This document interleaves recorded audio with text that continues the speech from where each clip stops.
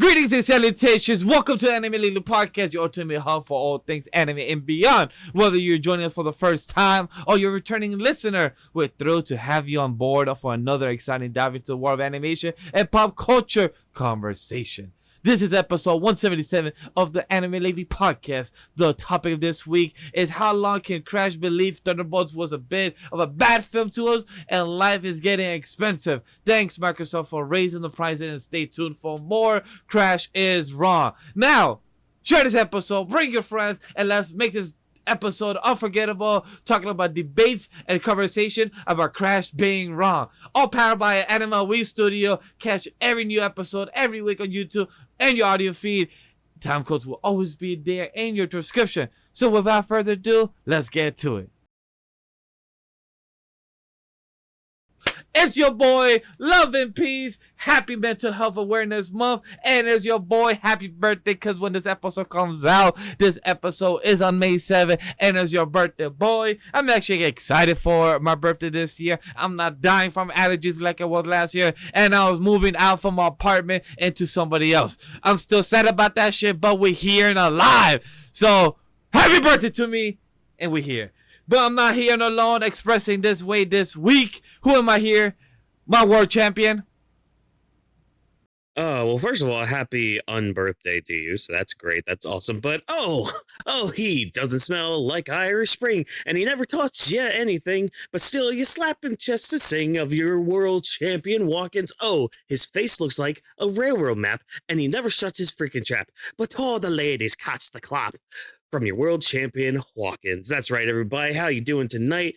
It is a lovely, good evening. Sydney's giving me a funny look for doing my very poorly done Irish accent, but hey, we're neither here nor there. We're here with Anime Lately to talk about Thunderbolts, talk about some other things going on, and it sounds like Vash is he's out for blood on Crash, so this is gonna be fun. It's gonna be great, everybody.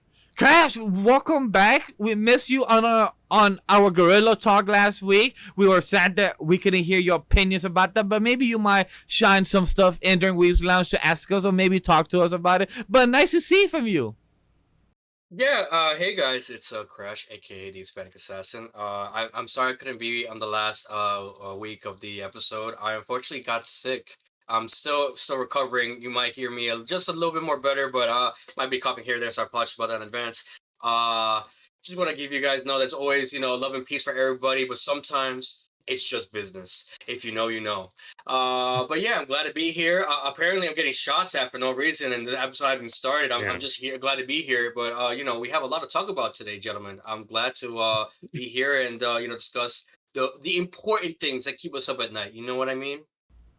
The important thing that keeps us at night. So for those that don't know, join the Discord community because sometimes you can see people's thoughts about a certain movie that comes out when they tweet at the online world that it could be screenshot, and then when you go to the Discord thread you see a different comment and you be questioning which one is right or wrong. So from the thumbnail, from the title, we're gonna have a Thunderbolts review. We're gonna actually break down the movie, our structure, and see how good it was, the good, the bad. Was it a good Marvel film from Phase 5? I believe we're in the middle in, right? We haven't entered Phase 6 I think yet. No, I think from what I heard, this ended Phase 5. Oh, this ended Phase 5. I think Phase 6 starts with Fantastic Four. Okay, can't wait for us to talk about that. So time codes will be on the bottom below. But without further ado, let's enter our first thing that we always start our show. A little icebreaker is our Weebs Lounge. So since Crash wasn't here last week, I want to start with him first. But if this is your first time, this is the Weebs Lounge, and we're here to discuss our personal updates, our latest media we have consumed. It's time for our weekly check-in, our highs and lows, for things that we have consumed in anime, manga, media that we've been enjoying, or maybe things that we want to discuss, topics that we wasn't here for last week as well. So quick thing that we were talking behind the scenes, because Crash said, hey, I don't know about this meme going on about the gorilla. So Crash, talk to us. Like, what is your further thoughts about this type of gorilla? Do you think 100 men will actually win against one type of silverback gorilla? I don't give a fuck. No. I'm just here for the memes. The memes are just so goddamn, like, the internet is just so undisputed. I drink to you guys cheers, because you guys just make my day more happier than it should be in this living hell that I currently am in. But no, your boy, the Hispanic Yay. assassin, he making moves, always making moves on the low. Gotta always do quiet things, let not your enemies know what's going on. But I was gonna tell you guys in the last episode. I'll tell you guys now. I actually finished watching Daredevil: Born Again with the missus. We Hmm. finished the entire season. I did rate it an 8 out of 10. It was good.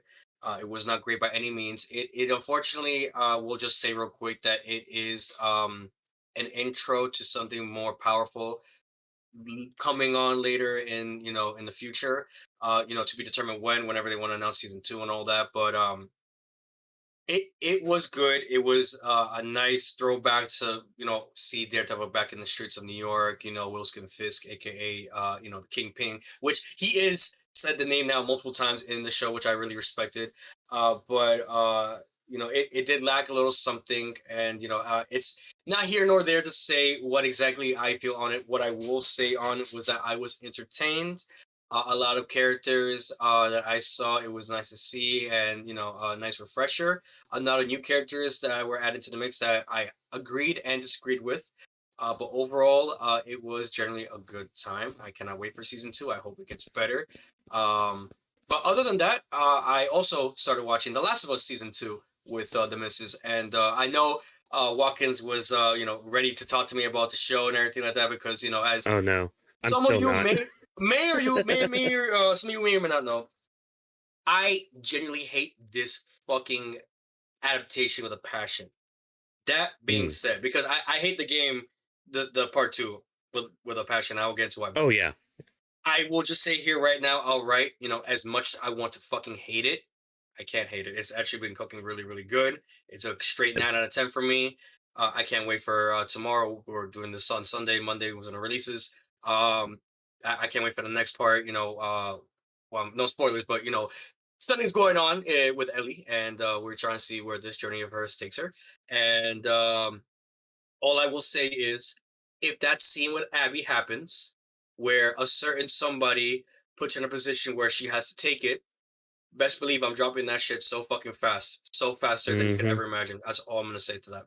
Other than that, Yep. game wise, I have just been doing the usual. I haven't played Assassin's Creed Shadows as I should have, because again, like I said, I'm living life, doing things. But I have been playing Altier Yuma. I have started playing that a little bit, dabbled a little bit. I have been enjoying it so far, and I have been playing Repo on Steam with some of our other co-hosts. So that's been a lot of fun. Nice to play a little multiplayer instead of playing single player. But other than that, your boy's just living life, trying to stay alive, you know, go through the trenches as much as anybody else. But to my next co-host, Whawkins, I want to hear from you. Mm. What's been going on with you, my Mm. boy? I haven't heard from you in a very long time. Well, I had more of an update last week, so this week is not much new. Anime and manga still the same. I'm actually almost done with volume 11 of the Mushoku Tensei audiobook, so I should have a good little thing to say maybe in next week's episode, but we'll see. The school stuff from season 2, it's been good. It's just a lot of slice of life stuff, so really not much to talk about here and there. And the anime actually kind of adapted a few things relatively nicely in season 2, so I've also kind of been revisiting that just to see how it is now that I have context with, like, okay, this is what it was adapting, how was the adaptation. And yeah, there are some things that should not have probably been skipped right now, but that's fine and all that. I've got one more volume until I'm finished with the season 2 stuff. So after volume 12, it's going to be like 14 more volumes of just like blind. So I'm going to be like I'm going to know nothing going in for a lot of these. And one of my friends is really hyping up volume 14. So I'm trying to get there as fast as I can with Spotify's audiobook. But yeah, But besides that, video game wise, it's been all Expedition 33. That game is really good. If you like turn-based stuff, but also with a little hint of having to parry and dodge like you want your Pokemon to do in any Pokemon game, just like the anime, yeah, this game's for you. There's a lot of stuff there's just like a lot of intricacies with it that like seem overwhelming at first, but you kind of get used to it and you kind of just start feeling, okay, I can actually manage this. I actually understand what's going on here. Movies, again, I saw Thunderbolts. We'll talk about that here in a little bit. And I've been watching Steven Universe with some friends of mine. So it's been a good show. Yeah, it's just been a good show. Again, I've been binging it, so it's like, okay, I gotta kind of process a few things here and there, and we kind of skipped a few episodes too here and there. But like, yeah, it's been a good show. It's been a good show so far with that. Other than that, I mean, again, I don't really have much this time around. Been a weird week too, like with things getting busier, and then but me also kind of like not getting as busy at work now because I finished doing a lot of shit that I needed to for the past month. So hopefully things start slowing down, but onwards and ever upwards to our visionary here of Vash. Vash, what have you been up to this past week? Because I'm looking at one of your movies right now in your thing in the document here. You watched Magic Mike XL, huh? So it wasn't XL. It was Magic Mike Last Dance. It was Magic Yeah, Mike it's not XSL. I was gonna say. Yeah, it wasn't XXL. It was Magic Mike Last Dance. And look, I watched the Magic Mike franchise. They're starting back in 2012. They started back in 2015, which was a sequel, XXL, and then Magic Mike Last Dance. I've been a fan of both. I like a lot of dancing in musical films. I like how they dance into the choreography, how the transition, and Magic Mike on the first two was pretty cool because ours is straight to the point. Strippers dancing in a breakdancing way, in a very type of sensual way without really getting the sex part yet until the romance kicks in. That's what the movie is about. And how can strippers make the money? Me and wifey were watching it. If you guys didn't know who was in the film, it's Channing Tatum. But the co-star of his in this film is Salama Hayek Pensal. Hopefully I pronounced her name right. She's a gorgeous goddess still at, I believe she's at 52, 55 years old. And this woman is still fucking beautiful. Bless her soul. Me and wifey watch about 80% of the film. I believe like out of an hour 52, we did like an hour and 20. This film didn't have the spark still of what Magic Mike is or what it always has been. And it had the spark, so I kind of lost interest of watching it. I really kind of lost the interest of even continuing watching the film. So I'm like, hey, it is what it is. Another film I did start watching was this weekend with wifey, even though she fell asleep. It's called Tom Clancy Without Remorse. This one is with Michael B. Jordan. So I was in my Michael B. Jordan mood to see what he has done. This film I had I had no expectation of this film. Like I had no expectation. That's a bad thing. I just wanted to see what it will hold. It was pretty interesting. Kind of reminds me of a bit of the Punisher. Like you are part of not like a part of a secret op, but you're part of a mercenary group. You do something bad, and then 3 months, 6 months, a year later, there's people they did bad stuff too. They want to come back and bite you, and probably somebody sold you out, and then they kill every person from the same op, and then they kill your family, and you're the last one alive. That's literally any type of like a special ops story, but also felt like a Punisher where he's like, nah, I'm gonna do my own thing. If the government's not gonna help me, I'm gonna come and find them myself. And he got the skill sets. It kind of, as you're paying by numbers, I didn't know also this was a Tom Clancy story. Not sure if this was like a video game adaptation or more of a book adaptation. Not aware of which one either or. But it was pretty interesting. Bucky B. Jordan acted his ass off and he did pretty cool. That's what I got on the film. With Lucifer, same shit. One Piece, if you want to hear my thoughts, go check it Off the Bench. But the same thing with Reverie. What else I got? The same thing with the books. I mean, sorry, not books. Same thing with the gaming. The gaming stuff is continuing. I need to check out Expedition 33. I've been slacking on it. I know there's hype around it. I know also Crash spoke to me that he might be buying it. That kind of sucks when like, yo, you wait, Crash. I believe. Can you play the game on your account? On your PC? I was just talking. Yeah, so I can. I was just talking to somebody about this. I have an Xbox account. I just don't have Game Pass. So just pay for Game Pass. I do plan. I think I have like a free like a trial or something like that. I do plan to do it later this week. So a lot of people also have been asking me like, hey, like they want to watch me and my reaction to it because again, when it comes to games like those, what intrigued me when I saw the trailer was the story. And I love a story with a twist, like whatever kind of game it is. If it's a RPG, action role playing, anything like that, it doesn't matter. If you have a great story and you entice me with that, damn believe I'm gonna try to play it to the best of my ability and try to see the story through. Because I'm already like so like, what is this game about? What could it be? But then also like there's also other things happening behind the scenes in the works, and we have these 4 characters that are just trying to get through this environment of theirs that is very hazardous, I guess is the best way to say it. So I'm very curious to see. Yeah, exactly. Whawkins already knows. I hope you don't try to spoil me, but no, and see that's the thing. Do your best not to look up anything. Like even if it's like some sort of tips, don't even look that up. Just play the game, because like anything about the game you look up is spoilers. Oh, that's crazy. You will get spoiled heavily on like anything to do with the story. Like you got to be very careful. That's why like people are trying to rush play it right now, or at least like play through the first playthrough, because there is a new game plus as well that with your things carrying over and all that. So like I might end up doing that. We'll see when I end up beating it. No, it's a trip.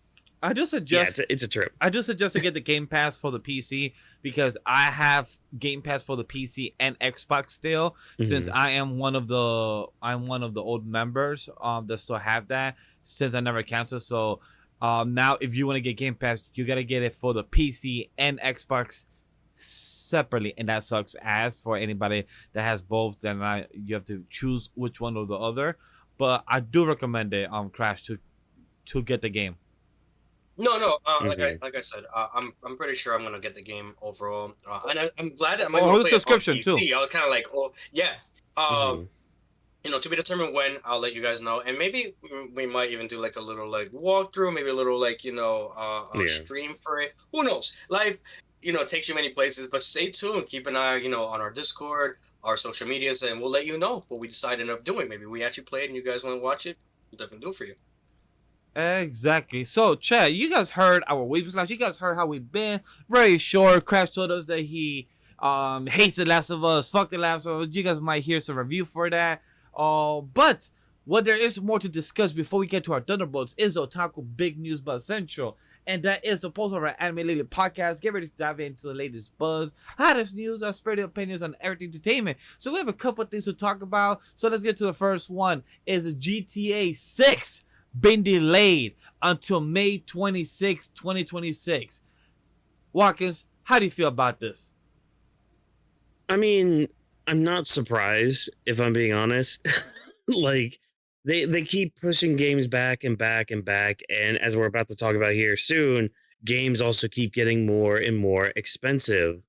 And this might be another one that gets onto that table of like, hey, guess what? You want your base games to cost $100? Here you go. You'll still buy it anyways, and I am part of the problem. I know this, everybody. But that's besides the point. It sucks that it got delayed another year.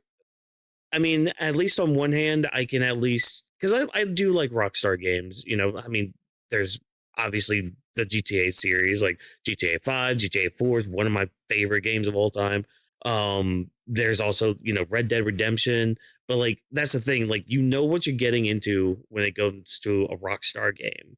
And they do take their time on the small details. And that's like the biggest thing with like Grand Theft Auto and Red Dead Redemption is those small details. So if they just need another year, fine, go ahead. Just all I beg of you is don't be $100 base. Don't be $100. I can. It'll be a tough pill to swallow, but I can at least pay for an $80 game if it's something like this expansive that I know Grand Theft Auto can be. Just take your time, make sure it's good, because I would rather it be done before this drop. That's what I'll say. I'd rather it be done so that way you guys are just cool with it. You guys can release it on your release date. It's all chill. And if there's any bugs, hey, we can fix it right away. I mean, you want to remember too, there were a lot of leaks with GTA 6 because of that That too. CEO's son and everything. So like, look, I'm a pay. I don't know. I'll speak for myself. I won't speak for others, but I'm a very patient man. Good things happen to people who wait. Mhm. So look, if GTA 6 has to wait until 2030, 2050, even when we get to Space Force or anything crazy, alien discovery, what I will wait. Doesn't matter. I have Yeah. time. The world doesn't, but I Yep. have a lot of time. So GTA 6 can come out when the PS6 releases. I give a damn. I'll still cop it when it releases. Just please, Rockstar, you haven't. Well, your glitches always fail us sometimes, but you haven't failed us in terms of content yet. So just please, for the love of God, don't reuse the same game Hey, for the next 10 years over and over again, and then come up with something more similar. Just I'll wait. Just make sure it's fire. Look, as somebody not saying that I'm not a fan of GTA, I agree with Whawkins and Crash in the sense where if they need to take another year, go for it. But also, that May is gonna be packed. We have Marvel's Doomsday coming out that time of the year. We have other type of media coming out during that time, so May's gonna be cooked very well. And I think GTA was always planning this to already take a year push because they didn't market any of GTA for the past 6 months. Of course, they don't need to market because they already been hyped for the past, I think, what, like 11 years of this game's been waiting to come out. So for it to come out, and people need to remember that this is a game that's open world since back 20 years ago. So this game has always been open world and has high as details within its marketing, its story, and what it has kind of driven to the audience. I remember people go to a strip club just to do fucking missions. Literally side missions and literally main missions go to a strip club just to accomplish a task or a thing that they gotta do. So it makes sense for what is to be accomplished for GTA. They have a lot of what's the word I'm looking for? High side regards. missions, maybe? No, not side mission. Okay. They have like high standards that like the fans have. Like, hey, if you fail, you fail, and now for the next type of GTA 7, more pressure, or there may not be no more GTA 7, or Rockstar may type of abandon. So like they have a lot of high pressure to make this good, and if they don't, it'll have a lot of type of repercussion. Even remember what happened with the dude with the graffiti face saying that he went to ask for royalties because they used his likeliness. I'm like, no, like that's what GTA is trying to do, so they don't get sued or any type of backfire for whatever feed of used form they could do, because there are a game also about the pop culture media. There may be stuff about Trump and other politics shit to make fun of. Any type of radio stuff that they have a lot of media that they need to add. Yeah. Yeah, there's just so much that goes into it. I was gonna say, I'm sorry. I did see a rumor right before we started the podcast. I don't remember the source. I'll look into it maybe by the end of it. I'll just double check. But one of the big reasons they did this, also knowing that they were gonna do it anyways, but the reason why they made the big announcements was also they actually, what Vash was saying, they actually did care a little bit about their employees, and they actually were giving them time to give breaks, which for a developer like Rockstar, I actually give them praise, because not a lot of Yeah. companies nowadays will give people the time of day to actually, mentally relax and do what they want to do, which is honestly good for a game like this. They're biding their time. Mhm. Like I said, they're also being patient. So this is a good play by them. Should they Yeah. have made the call earlier? Who's to say? Because realistically, if they had made that play earlier, I mean, I think it would have been in the same boat. Maybe it would have come out a little earlier, maybe it would come out a little later. But at the end of the day, a call was made, something is delayed, but they're doing it for the best interest of their players. You know what? I'm all for it. I'm not upset by that. I will wait. The memes also, though, the memes of the Yeah. delay was so hilarious. Fucking the one with Exposition 33 where it's gonna be a game of the year, absolute cinema. That made me fucking fall out my chair. I'm just so glad I don't have to pick between this and Ghost of Yote for Game of the Year this year. Because now Ghost of Yote has, well, almost has a clean sweep. I will say Expedition 33, it is a good front runner right now. But come October 2nd, everybody, Game of the Year will drop. And if it doesn't win it this year, oh, I will be hot. I will be hot. Because I was snubbed. I was snubbed 2020. You know what game won it that year? I know exactly what freaking game that won that year. It's the same game that has a freaking second season going on right now on Max. Piece of shit. Fucking Last of Us. God. And no, I'm moving on. Hey, look, Microsoft likes money. Oh yeah. Speaking about that, Microsoft has now raised the prices of all Xbox Series consoles. Xbox Series X gets $100 more expensive, as an example. Literally anything that's a Microsoft product is more than $100. Me personally, I was going to buy the Elite controller because I gave it away to my father-in-law. Yeah. So yeah, can't do that no more because it's now $20 more. I'm not spending $200 on a controller. That's crazy. Says the man who paid $200 for his Edge controller. That's different. That's besides the point. Different. We don't talk about that. See, that was worth it. That was worth it. You're right. 100%. You're right. Look, I'll say this. Forget this. I'm happy about my Xbox when I did 2 years ago. I'm happy I don't need to update. I'm a content creator, but I'm a simple man. PlayStation, Xbox, already there. All I need to do is just, hire a friend of mine to come. Hey, can you clean them, dust them inside? Boom, that's it. Do what it is that is provided. That's it. Or you go to the store and have somebody else do the job for you. Man, talking shit over here, but ladies and DM me, hey, you about to play my, are we still good for Hey. my computer, whatever? Yeah, I'm not gonna forget that, boss man. But anyway, hey, whatever. That's like I'm just checking in live on Asking. We know, but hey. It is Microsoft is a business, but like Crash has been saying, the tariffs is bound to happen. We're in a economy that is likes to fuck itself and shoot itself in the foot while even walking. I will just say, that's fine. I told y'all don't fucking listen, and I fucking told y'all buy it while you can. And look what happened. Now, if you get into a fight with what money? With what money? Like there was barely money before then. All I'm saying was, loan sharks, take out a loan, rob somebody. Look, I'm not here to judge. Just How do you think I'm in the predicament I am now? I think early in the show, Vash said that he had to move up from his apartment to move into somebody else. So yes, I'm still in the predicament, so I get it. So anyway, economy is fuck. Grandmaster Templar's fault. Damn.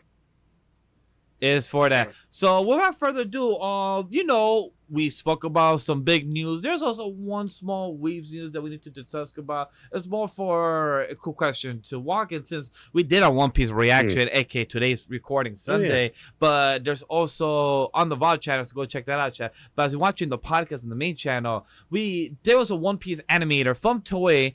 They deleted their tweet, but it still got screenshots. So like, hey, just because you tweeted it, don't mean that you're not gonna get a screenshot and get caught in 4K.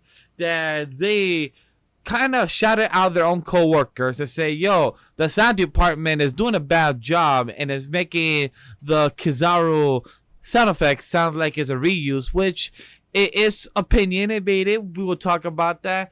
And he deleted his tweet after that. So Whawkins, as a person who loves sound effects, loves that when it comes to music, when it comes to the the musical ear, how do you feel about these opinionated from an animator that could have gone downstairs to a different department and actually made his opinion be heard instead of tweeting? How do you feel about this? I mean, how much? How much? Okay, you have laser sounds. If he's just specifically talking about Kizaru, then how many laser sounds do you have in your soundboard for it? Because like this has been an ongoing thing with like laser sounds, just in anime in general. Like it's almost all the same kind of thing. But I get it because like they kind of do recycle a lot of sound effects and all that. So I get it. Maybe there's some burnout with that. I thought he was talking about like the Gear 5 stuff where it just like goes bonky wonkers, like cartoon sound effects everywhere. Like I could maybe get and understand that because that kind of takes some taste to have, or like, different taste and all that.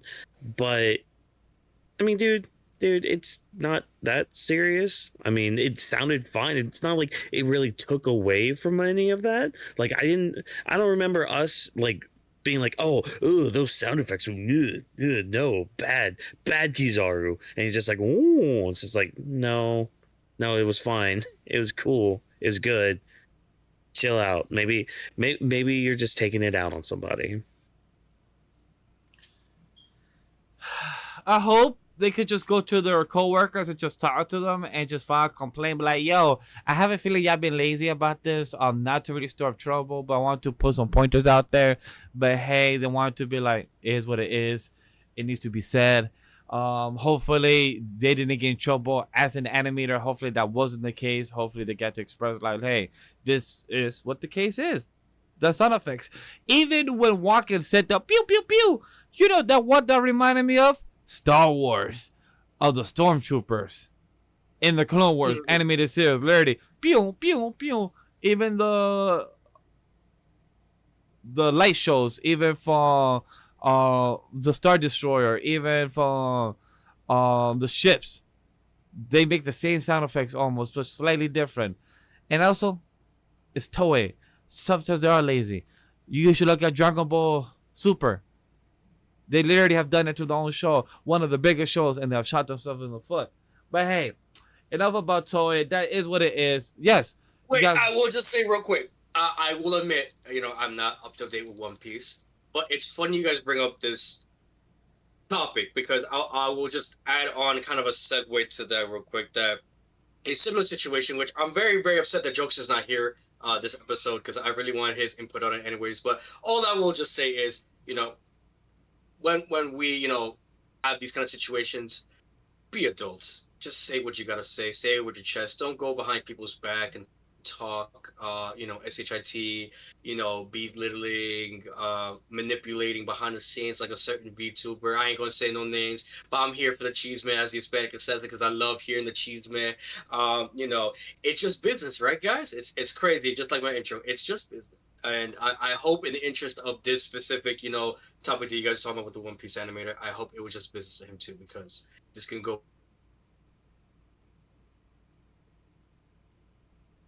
We apologize for that, bit miscommunication. The signal come out, but you heard what Crash said. Business is business. You know what it is. VTuber this, VTuber that. It is all about love. But hey, what is love is Star Wars, because the day of our recording right now, we have Star Wars. It is May the 4th be with you, or may the Force be with you, or for other people to say it's Star Wars Day. And I want to, all three of us here are big fan of Star Wars, so I want to quickly ask, transitioning us into what is our top 4 favorite moments into Star Wars, and what are the 2 things that you would like to see in the future of the Star Wars franchise. So chat, please comment down below your thoughts about this segment. Give us your thoughts on what's your top 4, since it's the Force. The 4. Crash, I'm gonna go first with you. Since Andor, I'm sure not everyone's watching Andor right now, since it's coming out weekly. Right now, I believe episode 4 came out last week. The day of this recording, I believe episode 5 is okay. Andor already released? Yes, Andor has been releasing weekly. Yes, correct. Holy shit, I'm missing season 2? Yes, season 2 has been airing right now. That. Yes. Well, that's why you were tagging me. I thought Yeah. that's why you were tagging me. I I thought was you on the trailers because I knew it was coming out, but I thought it was coming out in No. the like end of the Yeah, summer. no, that's been releasing no, weekly, dude. it's been releasing weekly for the past 4 weeks. weeks. I believe once Daredevil What? finished, Andor started.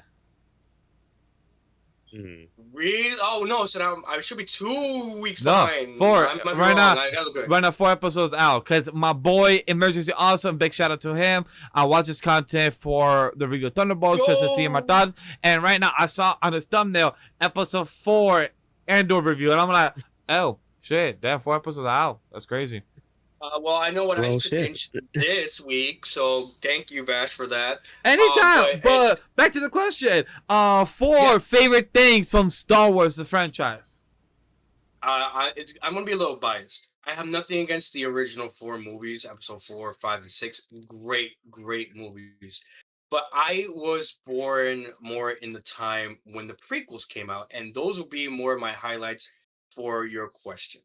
My top 4 moments. First one, and it will always be the most iconic because I remember seeing it in theaters in the most, expensive movie theater possible with my family, will be episode 3, Revenge of the Sith, when Obi-Wan is fighting his Padawan, Anakin Skywalker, with Duel of the Fates music in the background. Just that was, as a child, me just like Obi-Wan, I said, that was peak fantasy for me. Watching 2 grown men fighting each other in a battle for a fight to the death against good and evil, when the world of the galaxy hangs in the balance. That for me, just as a nerd, I just awoken something in me. That was like this.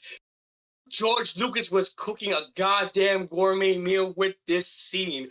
Him getting cut in half, Anakin falling into the lava. Obi-Wan saying, "You were the chosen one." It still hits me to this day. Always. That I could watch that forever, and I will never not be bored. On God, don't know why people would not see that as an iconic moment, but to each their own. Number 2, on top of my head, would be the Battle of Geonosis, episode 2. That was honestly, I watched it a lot as a kid. I don't know why, but I really liked that moment, just seeing all the Jedi fight. Everybody like, all the Jedi getting together, like, you're not alone, we got you, and that's starting up pretty much Clone Wars. That was pretty peak for me. Mhm. Number 3 would be in the same movie. Just before that, the scene where the bounty hunter, I forgot its name, but where the bounty hunter is trying to assassinate Senator Amidala, and the younger Anakin Skywalker and Obi-Wan were on that little car chasing after them. That was a little fun moment for me. And the final 4th moment, we got to go back to the original Phantom Menace. Will not be actually the fight with Qui-Gon Jinn, fucking Obi-Wan, and Darth Maul, surprisingly, but will be Anakin in that race with everybody else. That shit for me was fucking amazing. I'm sorry. Pod racing. I just had to. Yep. The music was amazing, phenomenal. Nothing with against Darth No, Maul. it was. Seeing 2 lightsabers going at the same time, I was like, what? You could do that as a Jedi? As a kid, that's mind blowing. I thought only lightsabers go one way up, and then you could do dual wheel. What the fuck? But no, I was more of a racer at the time. Seeing that, I was kind of like, yes, and it can go vroom vroom. So that was me, watching that, and just seeing him get his freedom and everything. That's my 4 takeaway from it. Again, I'm being biased because I like the prequel. Nothing wrong with it. We don't ever fucking speak of anything after episode 6. But to each their own. I leave you guys. Wait, there was a trilogy after 6. What? Oh, is there? I couldn't. George Lucas had only peak. Was there? Peakness. That's it. Who knows? Well, there is. This is the way. The Mandalorian. This is the way. This is the way. Yes.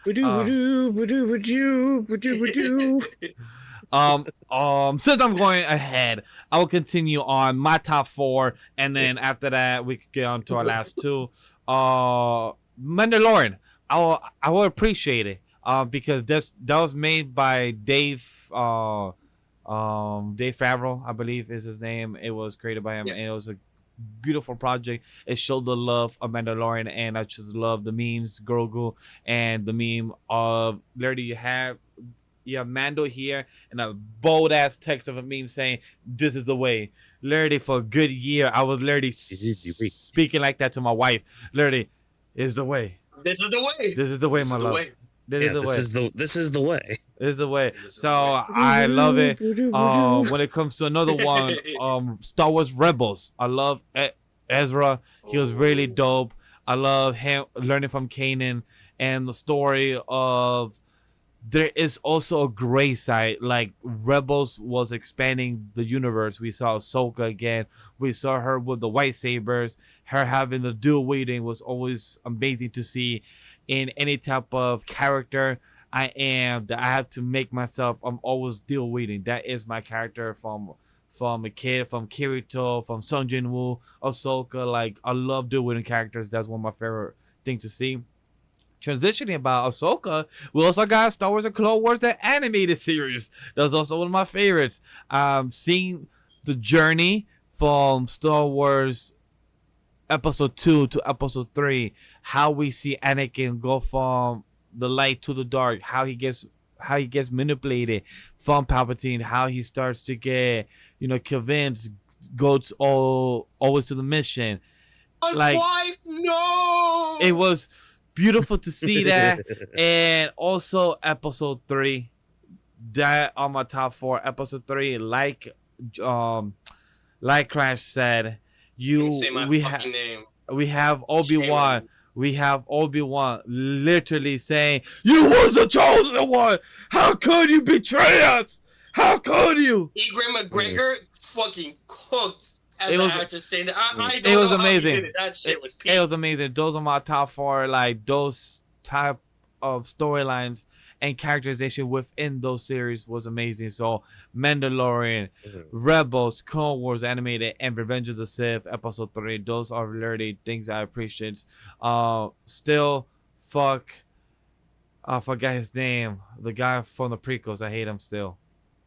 Darth Maul. No, not Master Darth Maul. Palpatine. No, I love Darth Oh, Maul. General Grievous. No, General Count Grievous. Dooku. No, the annoying guy that they talk so Jar Jar much. Binks. Yeah, Jar Jar Binks. Thank you very much. Still hate him. Misa Binks. Yeah. Misa Binks. I hate him. Yusa don't like the Jar Jar? Yeah, I don't like the Jar Jar. Don't like the Jar Still, Jar. still watching Jar a Jar. wifey, it has not grown on me. Still has not grown on me. He's But so cool. What you mean? but Whawkins, talk to me. Your top 4. Crazy. Well, here's why these two are wrong in everything that they just said. Yes, it's I right. know why, because we didn't mention one thing about the originals, about the prequels. How We could get you? it. I get it. The Is it originals. the sexy time How with could Padme? you? Because it's probably the sexy time with How Padme. could you? No. Here's the thing. First of all, no, my favorite things go beyond the movies. Minus, Episode 5 being the best one, but that's neither here nor 100%. there. 100%. I can respect that. Exactly.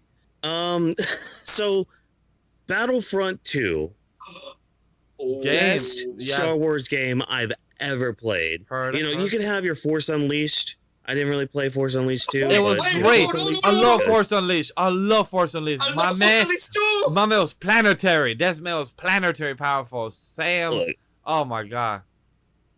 neat. That's all I'll say about that. No, Battlefront 2 is where it's at, and Great choice. not the, what was it, like the Ubisoft one that came out, the remakes or whatever the Yeah. fudge nuggets it was. Nah, straight booty cheeks. Throw that out the window.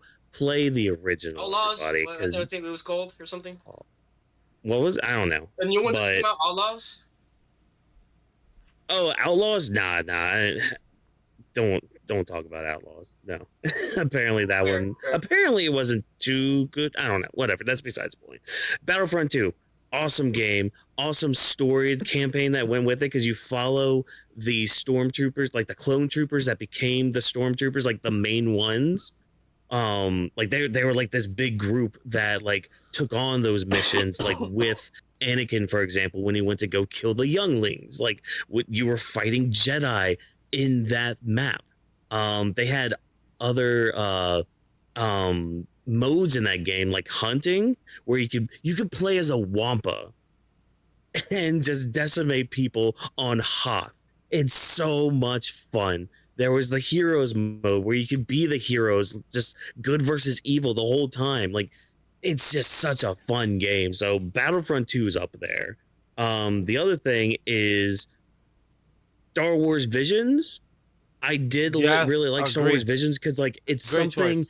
outside of this main story. It's like Great it's choice. more about the universe now. That's like, because that's the thing. The Star Wars universe is expansive. It's so huge. You can almost do anything you want in that universe. And sometimes they stray away from that because, hey, we got to have Death Star 2.0 in episode 7 that kind of exists. Sure, I'll acknowledge it at least.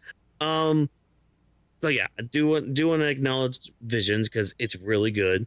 Um, the other thing I wanted to mention is I mentioned episode 5, so yeah, that's number 3. I did have a soft spot for the prequels. So I'm gonna give my 4th spot to General Grievous because fun fact, I when that love it. movie was coming out, good old what was it, like 2005? It was like the Obi-Wan tail end because it was like Kenobi, I've been waiting it was for like you. May.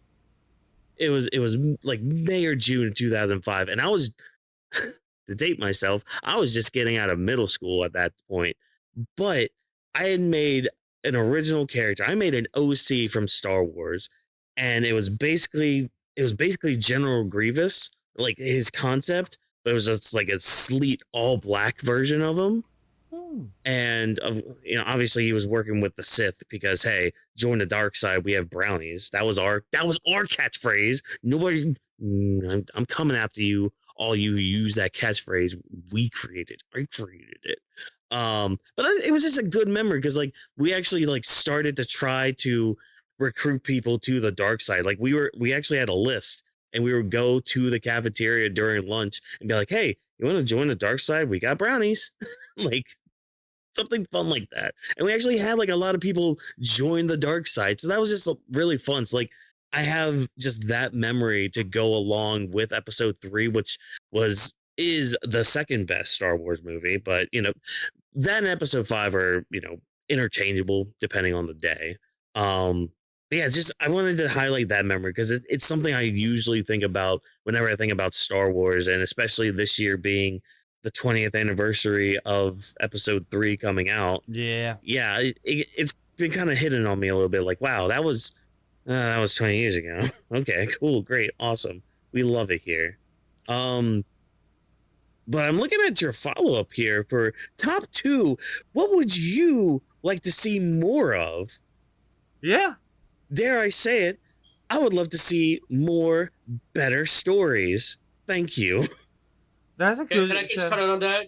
Can I just cut on there real quick, please? Of course. If there's any indication of what we didn't fucking want, Disney, I'm gonna take off my glasses for this. I'm gonna get serious in this motherfucker.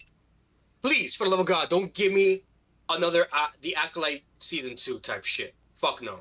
We are here for one thing and one thing only. The people, the Hispanic assassin, fucking want the old Republic, the old ways, what it once was. Fucking in IRL, seeing what the whole universe used to be like, the whole galaxy used to be like before we see the events unfolding in Star Wars. I would love to see what we're reading in the books, in the games, fucking come out in real time. But no, you have to give me the soul. Look, whatever the fucking Acolyte was, but each Look. their own, I guess. Disney, spend your money in the Acolyte if you want to do it. Give your budget, but put your budget of what Crash said in the animated, because I trust them better to give me a good animated universe or anime style in that better than what they have given us in Acolyte or the inconsistent from Andor or other stuff projects that a lot of people are, oh, I love this, I hate this. There's no in between. There's no positive feedback. I haven't watched a lot of Star Wars in the recent years, but I know and read the context, read the audience scene, and I have time for other stuff. So it's just very disappointing. One thing that Whawkins brought up that he loves, I want more of Star Wars Vision. We're gonna get the Ninth Jedi. We're gonna get other side stories. So I appreciate that. I'm excited for this. I love animated projects, because sometimes it succeeds better because you don't have to worry about the budget of what the actors and nothing. You just get the good voice actors, good animation, good story. You have what it is right there. That's all you need. But when it comes to live action, you need the location, you need the wardrobe, you need all this. You have a lot more problems, a lot more things to go down the hole in. But I'd love to see more animation projects. Don't shy away from it. I know they have the potential to succeed a lot more into it. I'd love to see Old Republic. That's amazing to see. But I'd love to see more bounty hunter stories. Bounty hunter stories has been something that has been given to us, but without any concrete into it. So that's something I'd love to see. More story about the bounty hunters. Whawkins, is there like a second thing you want to add? Just be better.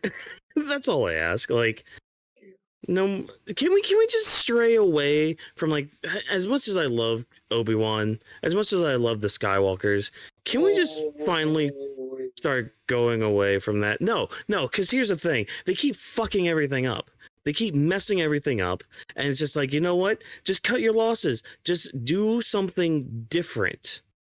Do something different. Because you're pissing off a lot of Star Wars people. A lot of Star Wars fans, like a lot of diehard Star Wars fans, mind you. Yeah. You know, but I mean, just stray away from it. You know, maybe do something that's like maybe way further down in the future if you really want to stay in this timeline, in this like Skywalker saga that's technically already over. You know, but like if you guys are still hell bent on all that.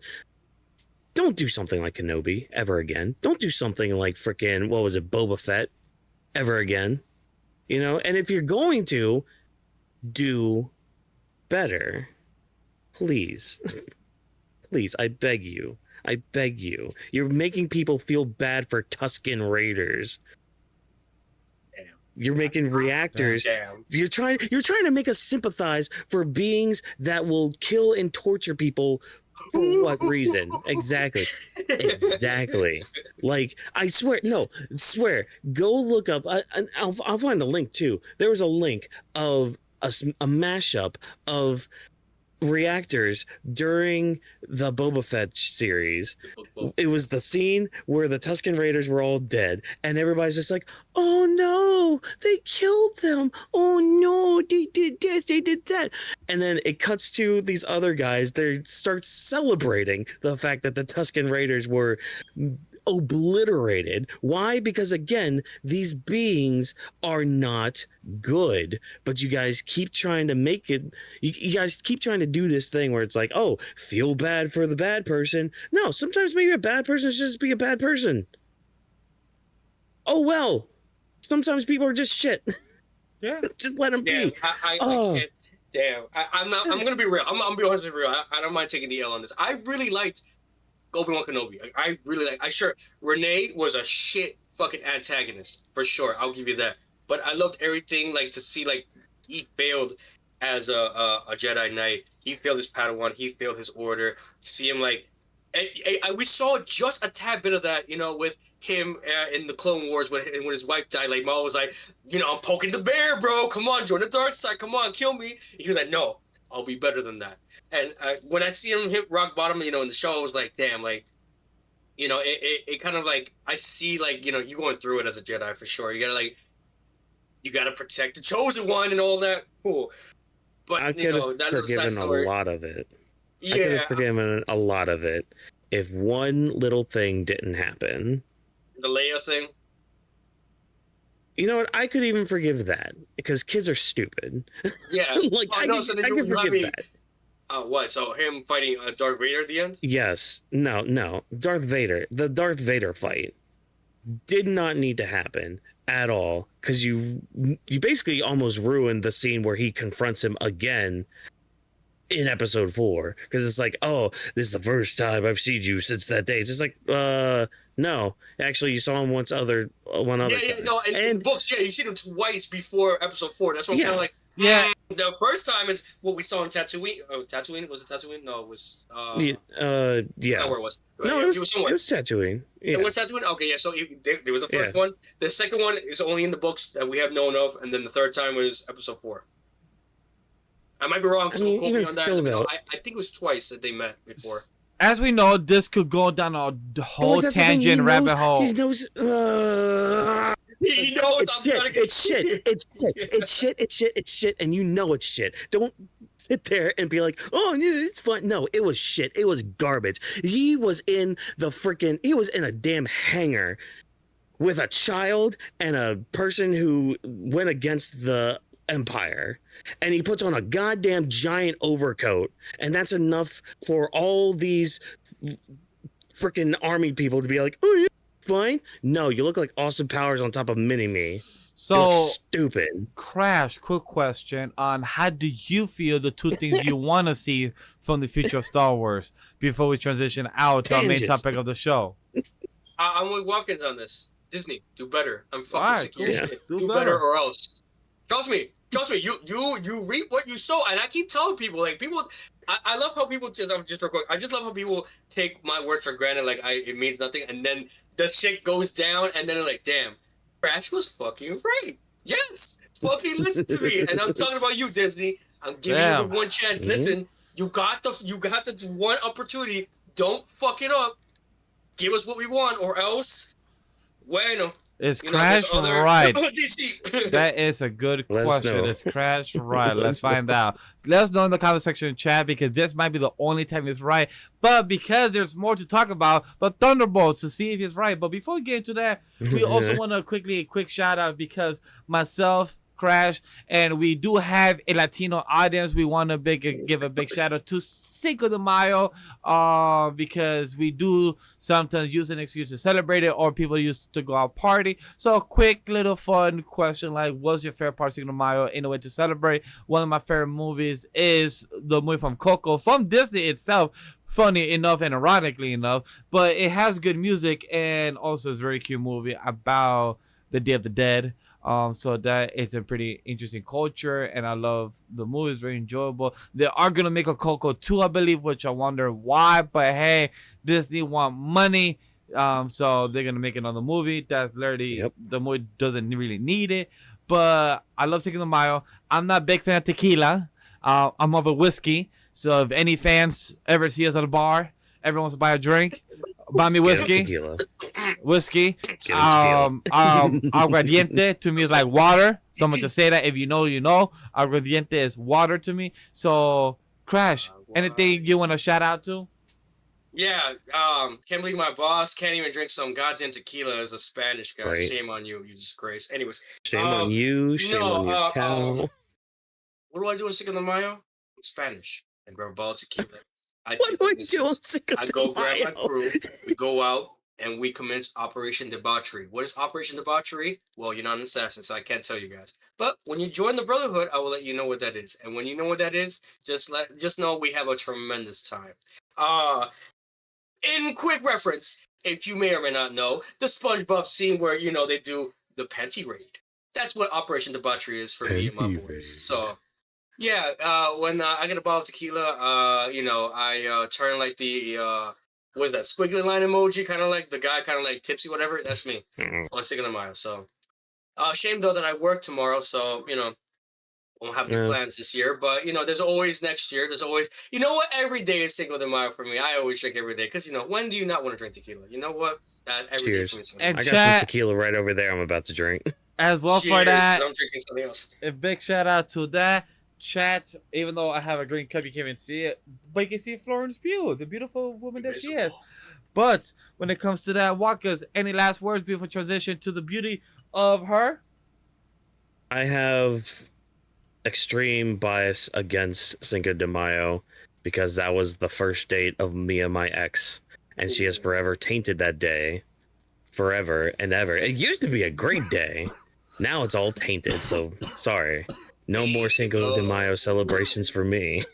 Hey, That's fuck that day. you know what? Happy birthday to me. That's what we could do. Check it. It's May 7th. So happy birthday to your boy. He's a year closer to 30. We're young. We're old. We enjoying life what it is. You only live once. But at the end of the day, enjoy life the best you can.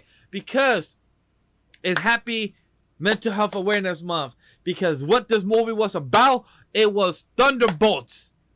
Hey, Crash, I'm going to throw it to you. Read off what I have there. Talk to us about Thunderbolts. Give us an introduction. What was Thunderbolts about? When did it come out? Who was the director? Who was the cast? Talk to us. Oh, I have a blank here, but I mean, if you want to give what I wrote on on the thing real quick, if you just give me 10 seconds. All right, here we go. So, Which thing are you talking about? I see nothing here on my draft, but I'll just read what I wrote here because Boss Man was. I'll just give a little a synopsis, right? I wrote my notes here on Discord, you know, for the people to see because we have a little thread for, you know, Thunderbolts, and he was very upset at my take. And you know, again, guys, this is Mental Awareness Month. You got to be very careful what you say and what you do. You know, you got to be, you know, if you're not in a good mindset, you know, go talk to somebody. Always ask for help. Don't ever be afraid to look onwards for help or opinions or, you know, advice from others, because And at the end of the day, I just want to add, Well, it's always a good time to always ask, is this a good time to kind of dump on you? Because I have things I want to talk about. Is this a good time? It's always good to check it because some people are busy and it's good not to feel rushed. So I just want to add to what Crash was saying as well. yeah, you're never alone in the fight. It's always we do this together. We'll do it at all, and that's always been my mentality, and that's always gonna stay the same. So for a lot of my close friends who do feel that way, and honestly they do, and for a lot of those who feel like the end is nigh, the world may feel like it's crumbling down. It may feel like tomorrow may come. I mean, the world might end tomorrow, but you know what? We go together. We don't do it alone, and that's what you see a lot in this movie. I wrote the movie was a solid 8 out of 10. Really loved the guinea pig at the beginning when Yelena was in Malaysia. I will warn those with mental problems or suicide tendencies to avoid the movie. I will say just early on that I'm a bit disappointed with Sentry's character. I did talk about that with Vash. Yeah. I will get more into that in a little bit. I can understand why Stephen Union decided not to join the cast. Also, and I wrote this. Again, I'm gonna say this now. Spoiler alert.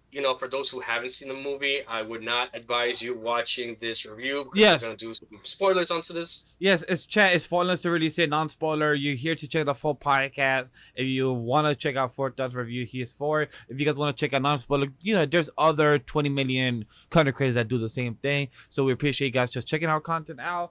To also add on top of about Thunderbolts is one of the MCU of the latest films released on May 2nd, 2025. It was directed by Jake Schreier, I believe, starring Florence Pugh as Yelena Belova, Sebastian Stan as Becky Barnes, and I think Sebastian Stan, if there was a Luke Skywalker copy, he should definitely play him so well. Sebastian Stan definitely looks like the back in the day version of Luke Skywalker. Just wanted to put the little emphasis out there. This team reminded me of a Misfit Team movie, comparing to that one to say reminds me of, imagine the Straw Hats, or imagine My Hero Academia Class 1A. It's like a misfit characters just put it into a mix-up team, but with this it's like putting a team that can almost have the same exact type of skill set, just slightly different. Almost like a Suicide Squad. A lot of people is I comparing was it. just gonna say, very Suicide Squad-esque. Huh. Kind of reminds me of a bit of people was comparing it over the weekend with how a misfit of team that almost had the same skill set, but nobody could fly. If you know, you know. Which that was pretty cool. And inventive, but we will talk about that very soon. I want to ask one question before we dive into the characters, to the mental health, and all that, and the comparison from the comic book adaptation to what the actual the movie was about. How did you guys feel going into the movie with expectation coming out? Because I'll say for myself, as an example, I had no expectation coming to the film. Not saying that I was expecting a bad film, not expecting a good film, a great film. I was going into theater with one of my friends who's a content creator, and also his best friend who tagged along with us. Coming into the film, I just wanted to have a good time. Literally, my goal was to come into this MCU and have a good time. I believe the last MCU film I attended on the big screen was No Way Home. So I just want to have a good time with this film and have a blast. Second is to have a film that's a standalone MCU within its grander story. And that's what I got. I came in just maybe low expectation, and I came out swinging. I came out thought, this could honestly be a 9 out of 10. By now, I'll tell you honestly, chat, I have it as an 8 to an 8.5 out of 10. This film still, after a good 48, 72 hours later, it still exceeds my expectation. Had a good time. And honestly, I would, if anybody asks me, would I recommend them to go see it to theater? I'll be yes. If you have the funds and you want to have a good time, and this was a standalone film, and you just want to see something that's in the universe, but also tackling it well with good humor, go ahead and watch it. If you want to wait until it comes to Disney Plus, then it's up to you. How about you guys? You want to go first, Whawkins? I thought the movie was pretty good. I had no expectations going into it at all because Yep. I'm like, oh, who are the Thunderbolts? Yes, cool, great, awesome. I didn't even watch any of like the movies that some of these were in. So like Red Guardian and Yelena, I knew they were like part of the Black Widow movie, but fuck the Black Widow movie. Didn't see it. Cool, great, awesome. And I think the same with Taskmaster too. So when we get to Yes, it that was. scene, that did nothing for me. I'm just like, oh, all right, well, you're dead. I was kind great. of a little Spoiler alert. bummed out, but yeah, I was kind of bummed out by that. No, yeah, I get why. Yeah, I thought the movie was fine. It was fun. Just your down home movie. Like it wasn't like this big like, oh, there's a giant portal coming from space that we have to stop. Like it wasn't one of those. It wasn't like this. We have to stop this big war from happening. No, it's just like, hey, this dude just got superpowers and he's kind of mentally unstable. We should probably help him. Yeah.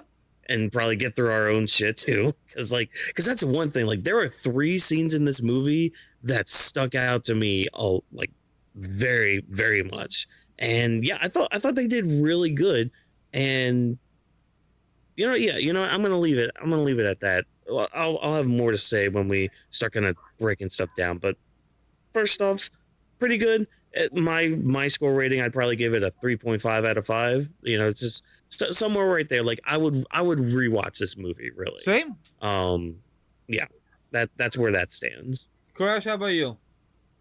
I already gave some of my thoughts to Vash early on after the movie, but in my first initial thoughts of the movie, right, is I wanted to expect something a little bit more along the lines following the comics, and what Vash had told me already that I'd known anyways, but I want to believe they would not change. Being Marvel is that they would adapt some of the comic stuff that they have released into the movie. And the thing about the MCU that he has told me is that they're not really doing that. They're just following the blueprint of the comic and doing whatever they do with the MCU.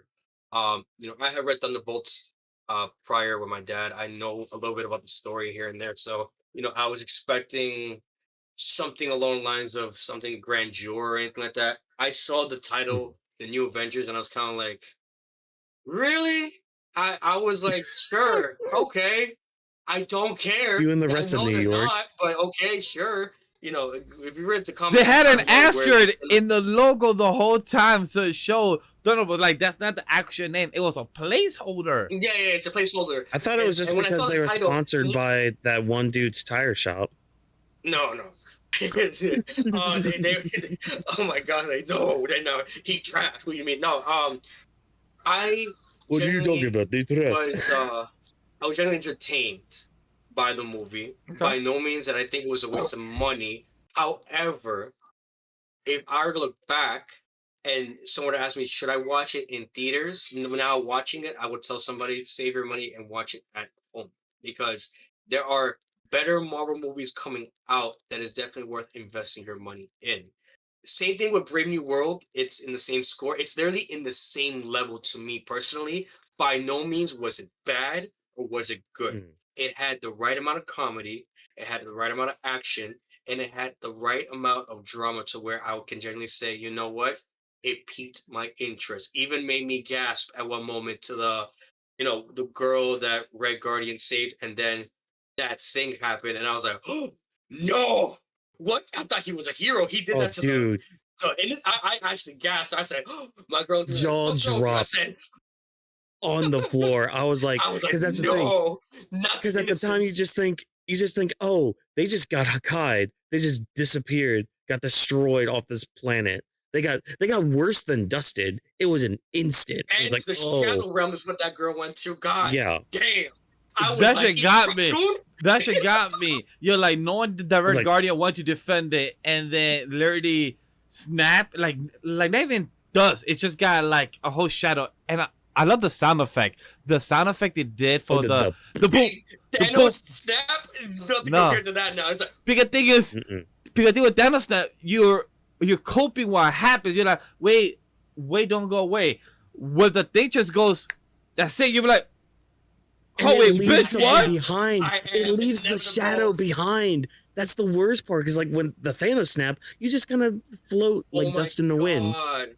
Can we This, just? I'm it's sorry. like, yeah, I'm sorry to cut you off. Can we also talk no, you're good. specifically you, Whawkins? Can we also talk about the fucking shadow that he became? Like, I'm sorry, and this is gonna sound Oh. stupid, but me personally, the memes and everything, no one can tell me that looked like fucking Shadow Bonnie or Shadow Freddy from Five Nights at Oh, it Freddy's. I looked did. at that, I'm just It like, did. bro, I just see animatronic flying. I'm just looking at his eyes this whole time. I'm like, bro, you are literally, you put him in the fucking game, I would be creeped the fuck out. I'm like, nope, I'm out of here. Sorry, I don't want no smoke with this guy. I literally, I was just waiting for him to go.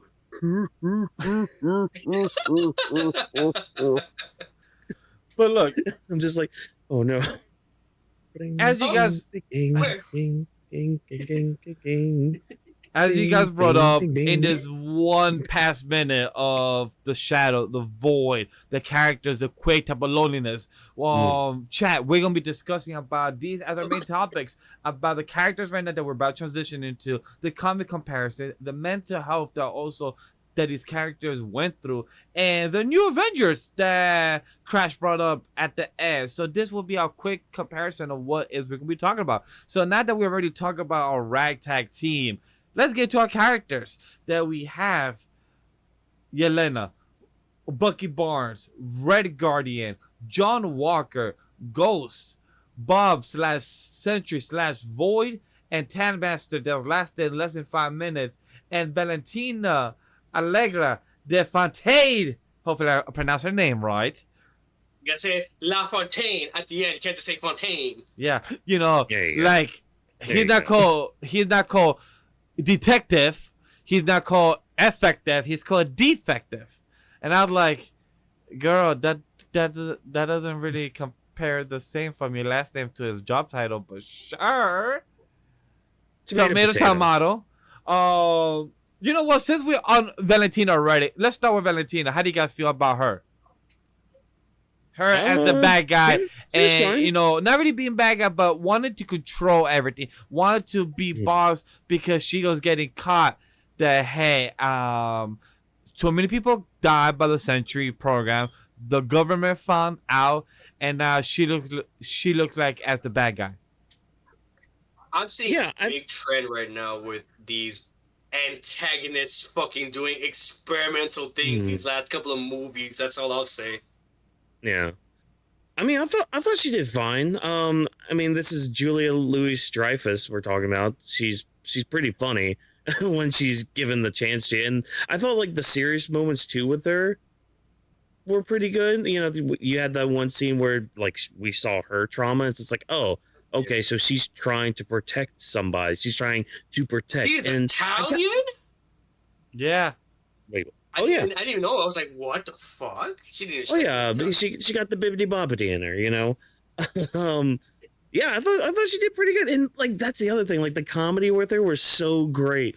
I thought it was so funny because like you kind of had a feeling. I mean, he had to have known, but when they were at the little like banquet she was kind of doing, and like that one congressman like calls her out, he's just like, nice banquet you're having. Don't think, you know, you're not hiding anything from us. And then he starts mentioning, and he's like, yeah, interesting that, you know, nothing came up. It's very squeaky clean, almost like somebody had enough time to get rid of everything. And I'm just sitting there like, oh my God, the last scene we just had was her like rushing to like throw everything away. I'm like, oh, so you're a comedic villain. But like, again, she's not really a villain. She's just a bad person. Which she had that one line.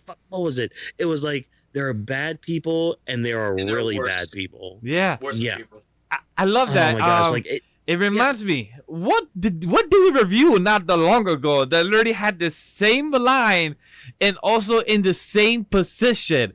His name is Cecil. Literally from Invincible, literally got taught the same lesson from his mentor, saying that would you rather be the hero or would rather be the guy that saves, but some people might hate you.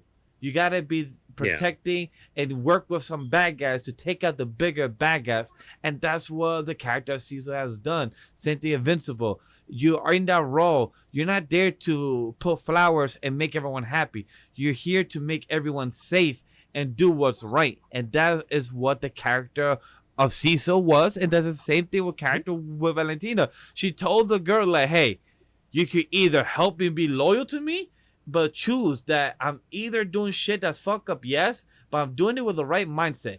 She said, hey, I'm not going to jail. I'm gonna bring the press tomorrow because I'm gonna make sure he's good enough to impress the press and the government. After that, she could probably be like, yo, after this, we're gonna have you a psychology, a guidance counselor, so we can make sure you're good. We didn't get to that yet because she just fucked everything up by literally having, hey, let's have you come down within 24 hours and fight the guys that I just told you that they're the bad guys. That really the right mindset. But like Whawkins said, she's the comedic type of hero. She just wants to believe that she could get everything in a snap. 100% And technically, she did get what she wanted. Yeah, At the end. having her own new Avengers. At least, She tricked everyone, kind of, because and got on Yelena too. does go. Yelena does go to her and just like, yeah, we own you. It's just like, oh, My okay, bitch now. good. Exactly. Yeah, you're mine now. It's like, oh, okay, Roman. All right, let's go bowling. So like I love that about her character. She played true to it. It was a comedic, and I'm glad girl didn't die. I'm just curious to know that since everyone came back from the ash, did the general that was on the helicopter, he died because the helicopter got exploded. So I'm like, we didn't see him alive. He's fine. I would want to assume he came back, But the but ship the died. helicopter destroyed. Yeah, exactly. The helicopter destroyed. So his ash is nowhere to be found. It's fine. I would just assume he just comes back up from wherever once Yeah. he came. I don't know. He's I don't fine. know how the he's fine. Hey, I think he's good. It's just a flesh wound. Yeah, he'll be okay. Just to keep it short with this person next, Taskmaster. Anybody give a fuck? Cause I did it. I know Whawkins didn't watch it. No, we're not skipping this bitch. Hold on, I got some words I knew about it, that. I knew it. Okay. By no means I give a fuck about her. Let's just address the elephant in the room. By no means I give a fuck about her. I really do not. I think she was a trash ass antagonist in Black Widow. I didn't give a fuck about her seeing her. I just personally feel like I see why they had killed her off right then and there. Mhm. Because if you really think about her character, how the fuck would she contribute Nothing. to anything in Thunderbolts? I just feel like the way No. she had passed was kind of melodramatic. I feel But like that's the it made it come point. in a better way. I like that. That's the point. Because to make her character, one is to make you feel that there were stakes. That hey, there's one of them that came in. All of them had the same skill set. Literally, Yelena told them, wait, all of us has the same skill set. Nobody could fly. John Walker literally tried to jump because he has a super serum. And he said, nah, he fell. He's like, nah, that's just too high. I could jump. I can't fly. And I can't grip against the wall. So that was his choice. So that was a joke that everyone has the same skill set. The only one that has a superpower is a girl that could go through the walls or through to some length of 1 minute. After that, she's fucked. So I like that somebody died and the best person that nobody cared for, Taskmaster, because everyone hated the character because it wasn't the original character that we like from the comics and from the Spider-Man animated series or the That's Avengers exactly what it animated. is. With like, hey, you are one of the original characters from the comics, but you're not the one that we got to learn and love and appreciate. So you died, alright, cool, but also it shows stakes. Okay, anybody could get a headshot and died, aka Yelena, John Walker, any of them could get a headshot and died. We thought for a second at the end of the film, because I thought, wait, Yelena died? Oh, shit. Okay, cool. But then once we find out it becomes like a universe, like a shadow realm, cool. Eventually we could talk about that more. But Taskmaster, I was appreciate that we had somebody who died first and it felt some stakes. I didn't mind it because nobody gave a fuck. Because nobody gave up. Oh. Yeah, I have nothing. I have nothing on Taskmaster. Vash put it right on the money. I want comic book Taskmaster. We didn't get, and I hope we get it.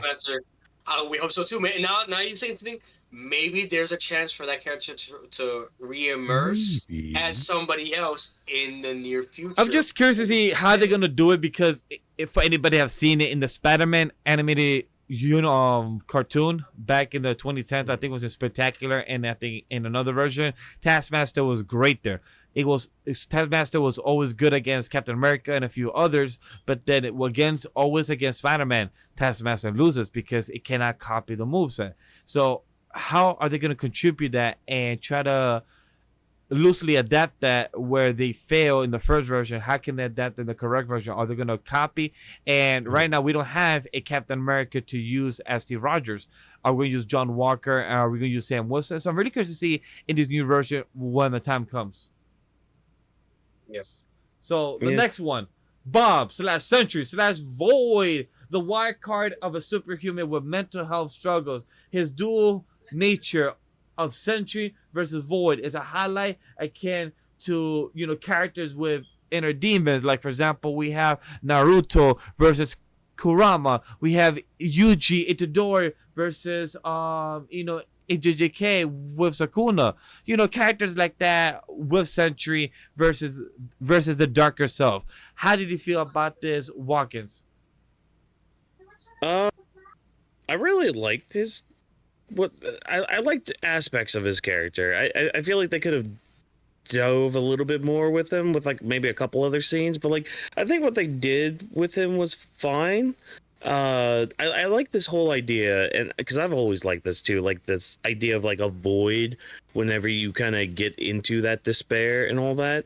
And I kind of like too how like the new Avengers, whatever, they kind of are paralleling their old counterparts in certain ways. So like with Yelena here, she's kind of doing something very similar that we saw in Ultron, where like Black Widow and the Hulk kind of had their whole little thing, where it's like, okay, Black Widow has to calm the Hulk down so he can turn back into Bruce Banner or whatever.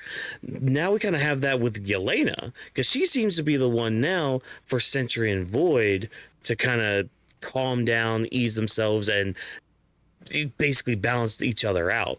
So that's kind of a cool parallel that they could be doing here as well. But I think, I mean, he was fine. He was fun when he first came out, just his name's Bob.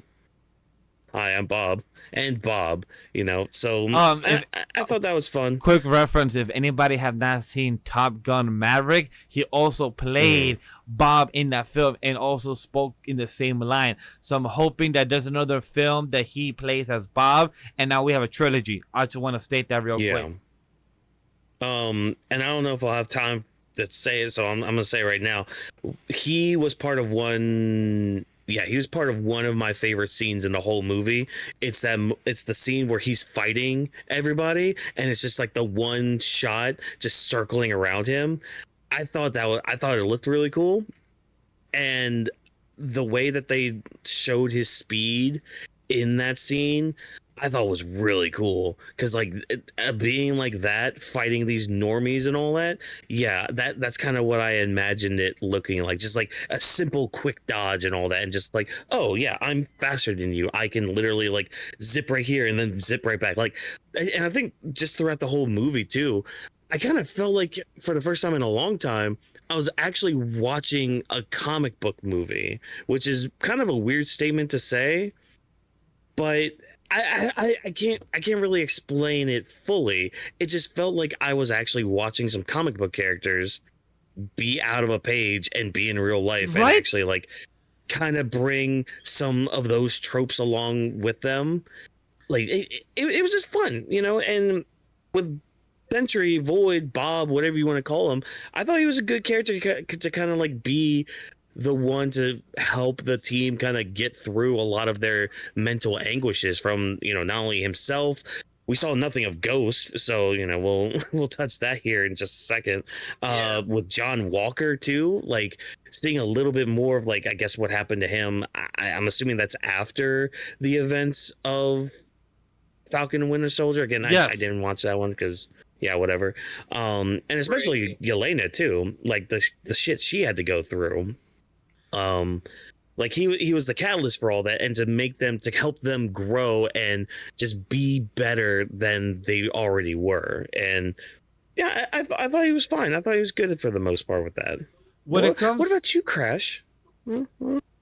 Crash, talk to about your complaint, because let's have this whole conversation about Sentry, about your comic book adaptation of his character and how he was in the movie. Talk to us. Yeah.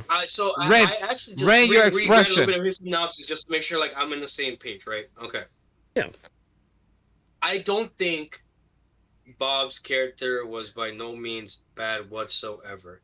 I actually love when he actually debuted himself as Sentry flying out and everything. I had Superman vibes seeing that. And then Yeah. we love seeing the heroes win in Marvel movies. We just love seeing them kick ass and getting the job done and just victory, right? But to see it opposite end when you got the worst possible lineup possible, trying to beat the most OP character possible. Literally, imagine just trying to beat Superman as you is. You cannot. The man is strong. So to see 5 people, I believe it was 5 people single-handedly try to beat this man's ass and get straight up smoked was hilarious to me because it's just like, yeah, no, Yes, I did not. What the fuck did I expect? No, I expected them to get their ass kicked. If anything, I expected somebody to get more hurt, like an arm broken, or you're just got lucky. Oh, They got the arm taken off. Bucky's arm that continues to get a joke. He literally That's gets his different. arm taken off still. I wanted He was, somebody's arm. he was just getting it ready for the. He was just getting it ready for the dishwasher. It's fine. And also his John Walker, the actual his shield, his shield turned to a fucking taco. I kept telling kept telling my boy, like, yo, that's just a taco. It's just a taco, and he still hasn't fixed it after 14 months. After 14 months, He can't go back. So there's the Hulk of Thor. There's nobody. He hasn't even gone to Wakanda. But like, yo, can one of y'all fix his shield? Isn't Bucky's arm made out of vibranium? Exactly. Yeah. I think it could be bent back. Anyways, look, seeing that character and then seeing the void suit and everything like that was cool, spectacular. Again, I guess it's because of the beginning of the movie. He just debuted as this character and everything like that. I was expecting a little bit more from him, but again, what I told Vash and what I will tell people is, watch the movie, keep your thoughts, sleep on it, and come back to it the next day, and then see if you had those same opinions. And I did just that, and I thought to myself, you know what? I'm giving him the benefit of the doubt because I believe, and I'm rereading the comic, the synopsis of him. I'm like, oh, he plays more of a bigger role in the comics later on. I'm not gonna spoil as to what, but if you read the comics, F4, that's something coming up real soon. Maybe he had something to tie in with, the upcoming Avengers movie. Who knows? He does have, battles with himself in the Void, so it's not the first time we're gonna see this happen. I just want to know if we're gonna see him kind of break out of his shell and use his powers, in a really cool way or whatever. I don't know. It's really too early to say, but I feel like just seeing him when he was at his lowest, and then him learning that he could be accepted for the way he is as the person that he is now is definitely something that can create heroes overall. Even when we're a villain with a past, like, people can change. You can always be the hero of your own story. You can be the villain of your own story or anybody else's story, as what I usually am for my co-host and Off the Bench. But for Sentry, I seen his costume and everything. I was like, okay, bet he's gonna go crazy. He's gonna go wild, and he did, just in a way that I did not expect. But I do not want to criticize too harsh on it because ultimately, he did leave an impression on me, and that's really what Vash is trying to get out of me. Like, yeah, he did ultimately, he did open my eyes, and he did make me see him as something more than just a hero and a villain at the same time. He is, unfortunately, fucking Bob. Fucking eating chips. He's Bob. Yeah, he's just Bob. Yeah. Just reading a book. But yeah, Vash, that's my overall take. I hope that kind of answers your question. Do I like him? Do I dislike him? He's just there for now. We'll see what happens with him in the future. Look, I get that Bob's introduction felt rushed. A lot of people that are right to feel that way because, for example, the slash of the Sentry / Void of comics betrayed Sentry as a Superman-like hero with a dark alter ego, which is Void. But MCU kept his mental health focus but tweaked his origin of the OXE, which I didn't know much about OXE. I can't really add too much during this episode of the podcast because I don't have much knowledge about OXC. There's something of a fusion of something from the comics to what is in the MCU. Almost the same thing, but I don't know too much about them, so I can't really add too much. But I like what they did with Bob. It didn't feel too forced. It felt more intertwined to everyone of their own struggles and their mental health, like transitioning into Ghost as well. Because Ghost, how did people feel about Ghost? For me, Ghost was there. She was a good, soft blend of comedic timing. I don't know if that makes sense for much. Like, it felt like she was there to kind of give the transition between John Walker and Yelena, between them two, and also Yelena and Bob between John Walker. Like, it felt like she was there to kind of mediate what is going on between the relationship and their team dynamic. And also, she's also the only other superpower there that was very useful, aka to use her powers against the wall, against other attributes, which was very useful to her to get the car and everything else. My thing with her character right now, I'm sorry, I'll just say real quick. My thing with her character, right, is something that was said in the movie kind of like pulled me the wrong way, where they said, "Oh, you've been on the run ever since S.H.I.E.L.D. went down." And now that Sword, I believe Sword is now established in the MCU. If that's the case now, does not mean she can come back to the fold. I know she has done a lot of assassinations in the past, which doesn't absolve her of her sins by no means. But I mean, excuse me, we're now in a position where we have no heroes, no Avengers right now, right? So, for Ghost specifically, if you're just another gun for hire, another assassin, just killing because that's all you know, I can see why her character was put in the position that she is. It's a way to kind of turn around, come and humble yourself. But, I mean, when I saw her originally, I was kind of like, I seen her in Ant-Man 2, and it's kind of like, okay, like, there's, what is there about her right now that I don't know nothing about for the previous movie? That's my thing. Yeah, she was just a tool. That's all she was in this movie.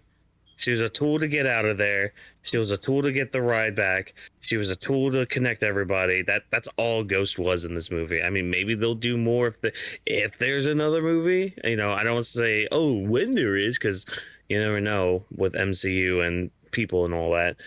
Yeah, she was just a tool. That's basically her role in this movie. For me, I like Ghost in the aspect that I hope she does come back because her power is very useful. It's a good anti-hero type of work for the new Avengers or the Dark Avengers. Like, hey, you're good for co-ops, dark co-ops type of mission to do infiltration. So her power will be very useful. But I agree with Crash. But Crash is asking the wrong question. We are asking questions about our own U.S. government helping the people that they fuck up, aka S.H.I.E.L.D., in their experiments, and you're expecting them to actually take accountability in their actions and where they fuck up. Yeah, you're not wrong, but it's the U.S. government. We can't really think too much about them because who does that relate to? The next person, John Walker, the other person who got fucked by the U.S. government as well because of his poor actions during fucking the Winter Soldier, of him not saying accidentally, but he kind of killed somebody in front of intentionally murdered innocent civilians. We do not murder women and children, my boy. Shame on you. Steve Rogers would show you the finger if he could. Yeah. So he did that. Let's not sugarcoat it. John Walker was a piece of shit. You know. Yeah, even in the little scene we see of when he touched Void, and we see like his little thing, it's just like, dude, get off the phone. Stop being all sad and mopey about your past life. You have a fucking kid right there. That's your life right there. That got mad. Yeah, that pissed me off. Yeah, that pissed me off. Like, how you getting mad that your wife left you and took the child for full custody when you wasn't even there as a father? When you wasn't even there as a person to, like, you literally could have been there with your son or daughter. Sorry, I don't remember. And the wife said, just watch him. That's all she asked him. The wife didn't say, play with him, feed him. No, just watch him. But instead, you're on the phone because you're seeing people talk shit about you. Guess what? People are going to talk shit about you all the whole time because you are a shit hero. But do not be a shit father because of the actions you have made as yourself, as a person. Go ahead, Crash. Talk to me. What else you got? I'm going to throw myself under the bus. You guys can say whatever you want to, No. right?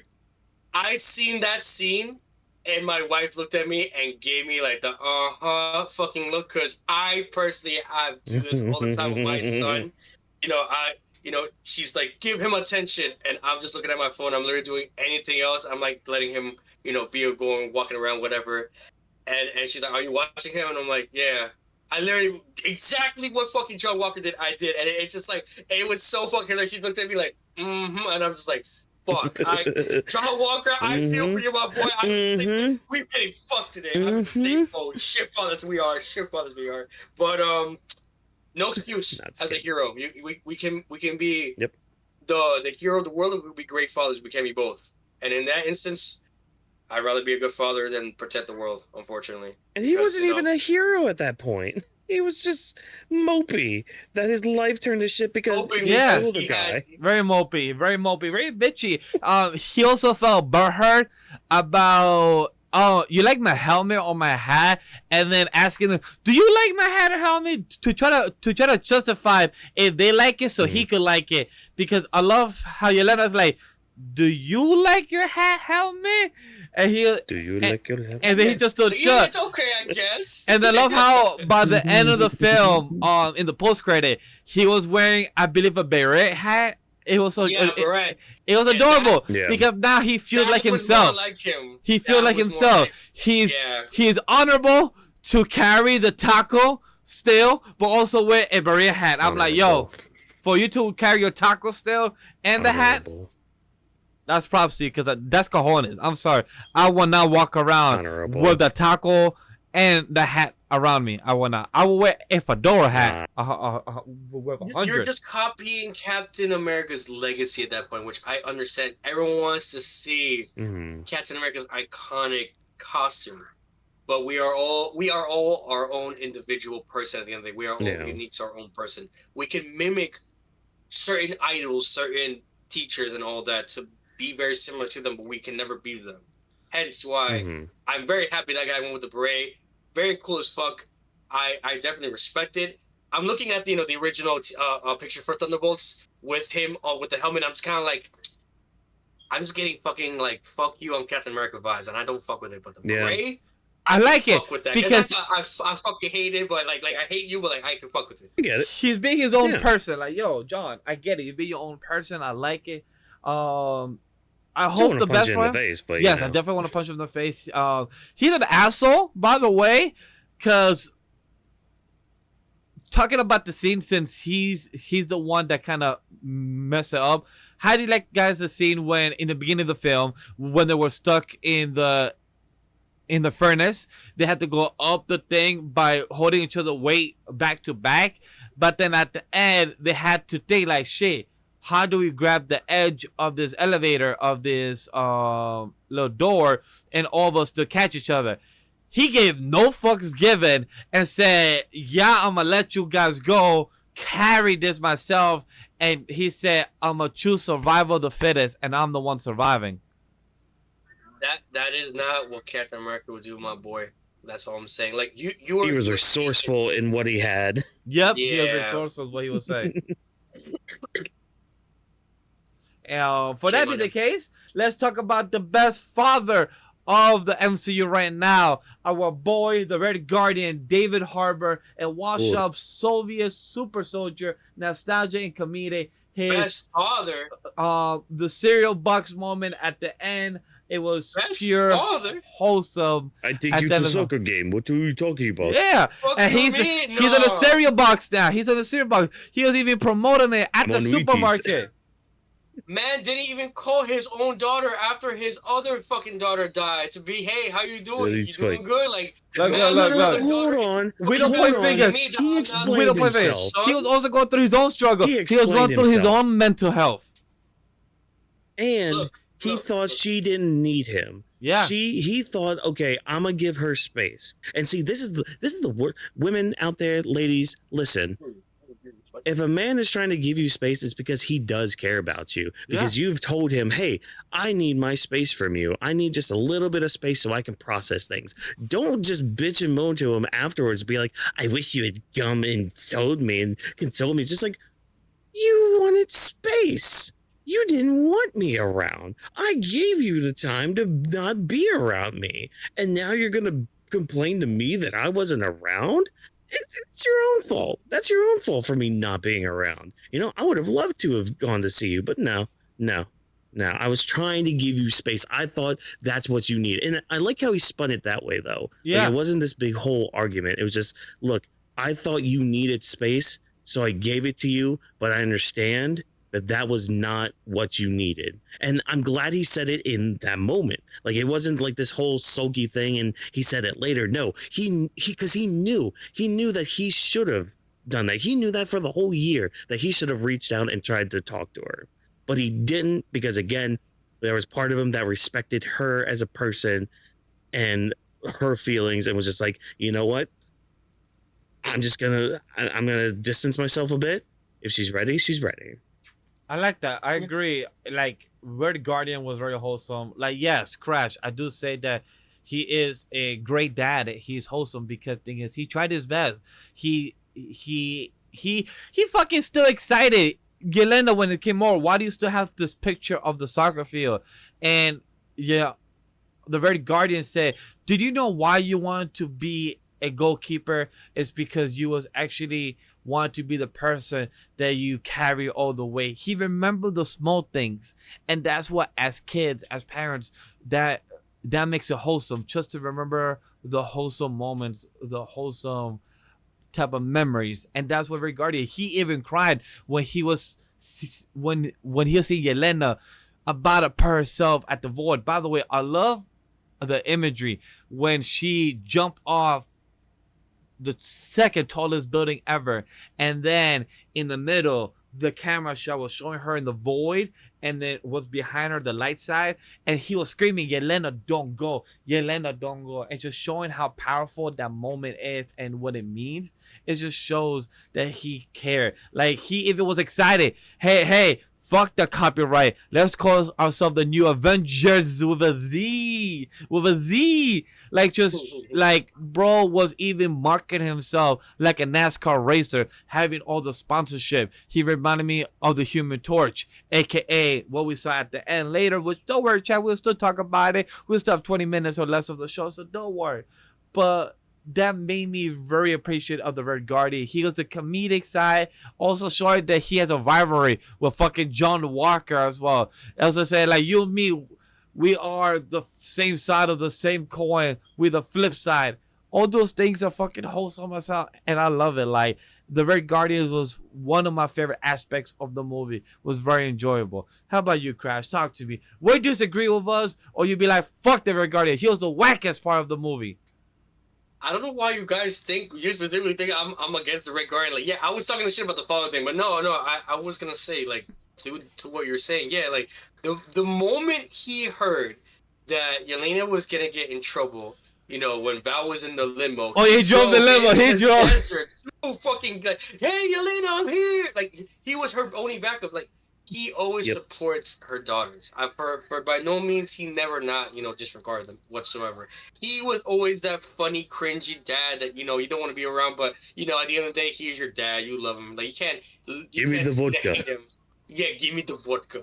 And he put the fucking, I got bulletproof. Good morning. It's the Winter Soldier. He's here to help us. What the fuck are you playing in the back? What?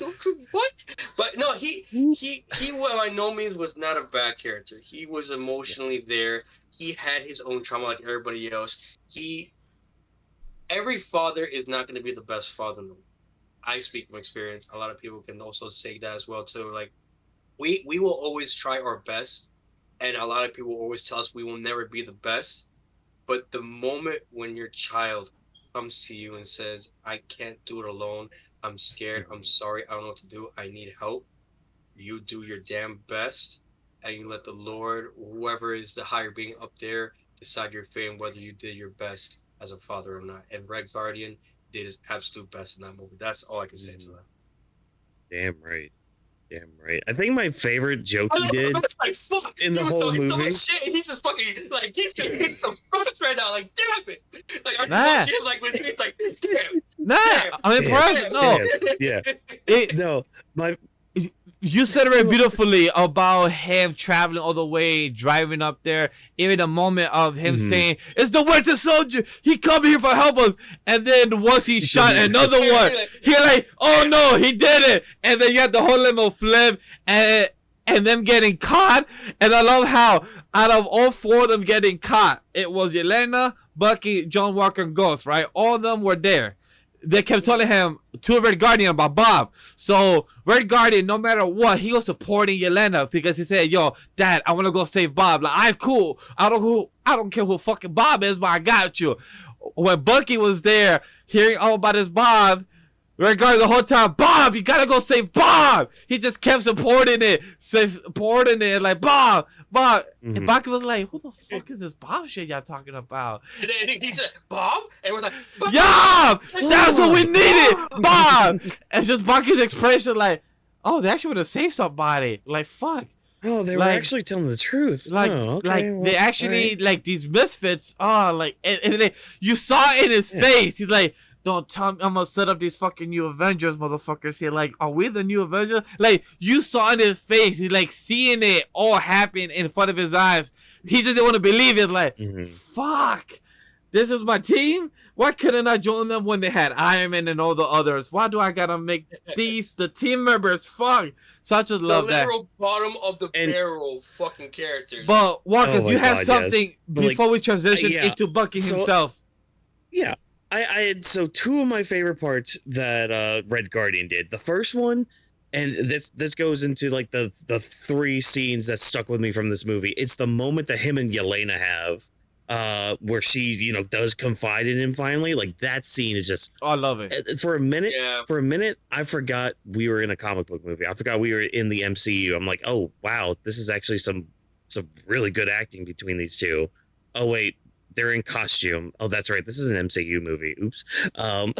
Which stands just for the quality of not only the script, but the actors themselves and the director for like bringing that scene out. So, kudos there. But the other one, which will help us transition into this, probably one of my favorite jokes in the whole movie. It's where he's in the front seat with Bucky and he's trying to make small talk with him. And he's just like, "So, what super serum did you get?" And Bucky's like, Hydra. And he's like, oh, fancy. I'm just like, I got the Soviet one. I got the Soviet one. What did you I get? got the Soviet Russia one. Oh, duh. That's a great one. By the way, real quick, I just want to note, Bucky owes the Red Guardian a limo, and I'm just checking here as of 2025. A brand new limo, costs between $80,000 and $200,000. So you can afford that. Yeah, definitely. Just sell a pinky. Just sell a pinky. For those that don't know, in Captain America: Brave New World, it was Congress, Bucky Barnes as his first term already going. He was going for his first term in that movie. If Crash wants to add more light to it, he can. But when it comes to this one, when it comes to Valentina, she even mentioned like, "Damn, Bucky, you are only in your half term. You haven't even finished it, and you're already joining with a new Avengers team." So that must mean that from the movie, from Captain America to Thunderbolts, it's been a year, because she said half first term. A full term for Congressman is about 2 years. So right now with Bucky, it's been his first year. So congrats to him for even trying. And for those that don't know, he is the Congressman, I believe, for Brooklyn, or it was for New York. So that's pretty cool info. And I agree with Whawkins. That's one of my favorite moments as well, that they was trying to speak about like which serum, who got which one. Hydra, the Soviet one. John Walker has a government one. So each of them have their own different serum. So that's a good comedy for it. I love how the sad part, not love, but also sad, that Bucky, your arm for you to wash it is in a dishwasher, but then it gets turned into a joke by Sentry. Even against vibranium, it can't even handle the heatness or lava or magma or whatever type of heat resistance that it comes for the Sentry, and then gets thrown down and your arm gets unlocked once again. Like, yo, that eject button for his arm is so fucking easy. It's sad to see it happen all the damn time. It's just on his shoulder, all cartoony. It just is. black. It It just is. blinking. It's just like the whole black and gold is like, yo, that arm is just barely used there. Like, come on, man. I mean, Disrespectful. honestly, How you do my boy like that? I feel like Bucky kind of falls under the same category for me as Ghost did, where he was basically a tool, but he at least had a little bit more to do, like because he was basically the plot thread, trying to move the plot forward, because like he's involved with like the whole impeachment thing of Valentina. And he's trying to get all that information, which another kudos to the actress who played Valentina's secretary or assistant or whatever. So I thought she did really good. I like her little bit of trying to like make um code words or codes for certain things. Yeah. It's like, oh, having your guests are lit right now. Your guests are having a lit party right now, but it seems like they're actually like partying together. You know, it's like they were kind of bad. But like with Bucky, I mean, yeah, he was basically the one to like bring everybody Yeah. together, because Like glue everything. like, they were gonna, yeah, exactly, like because they were gonna go their separate ways when they were free and all that. But now that Bucky's here, it's just like, okay, well, you know what? We all have like the same idea that we want to do, the same thing. Why not just work together? I guess. Fine, whatever. I can beat up all of you anyways, as you can see. So yeah, let's do this. All right, fine, cool, neat. I found it funny when he tried to pull a Captain America. He tried so hard to pull one of those, I could go all day. He tried against Sentry. He goes in there, just gives him a little bit of a rope or dope.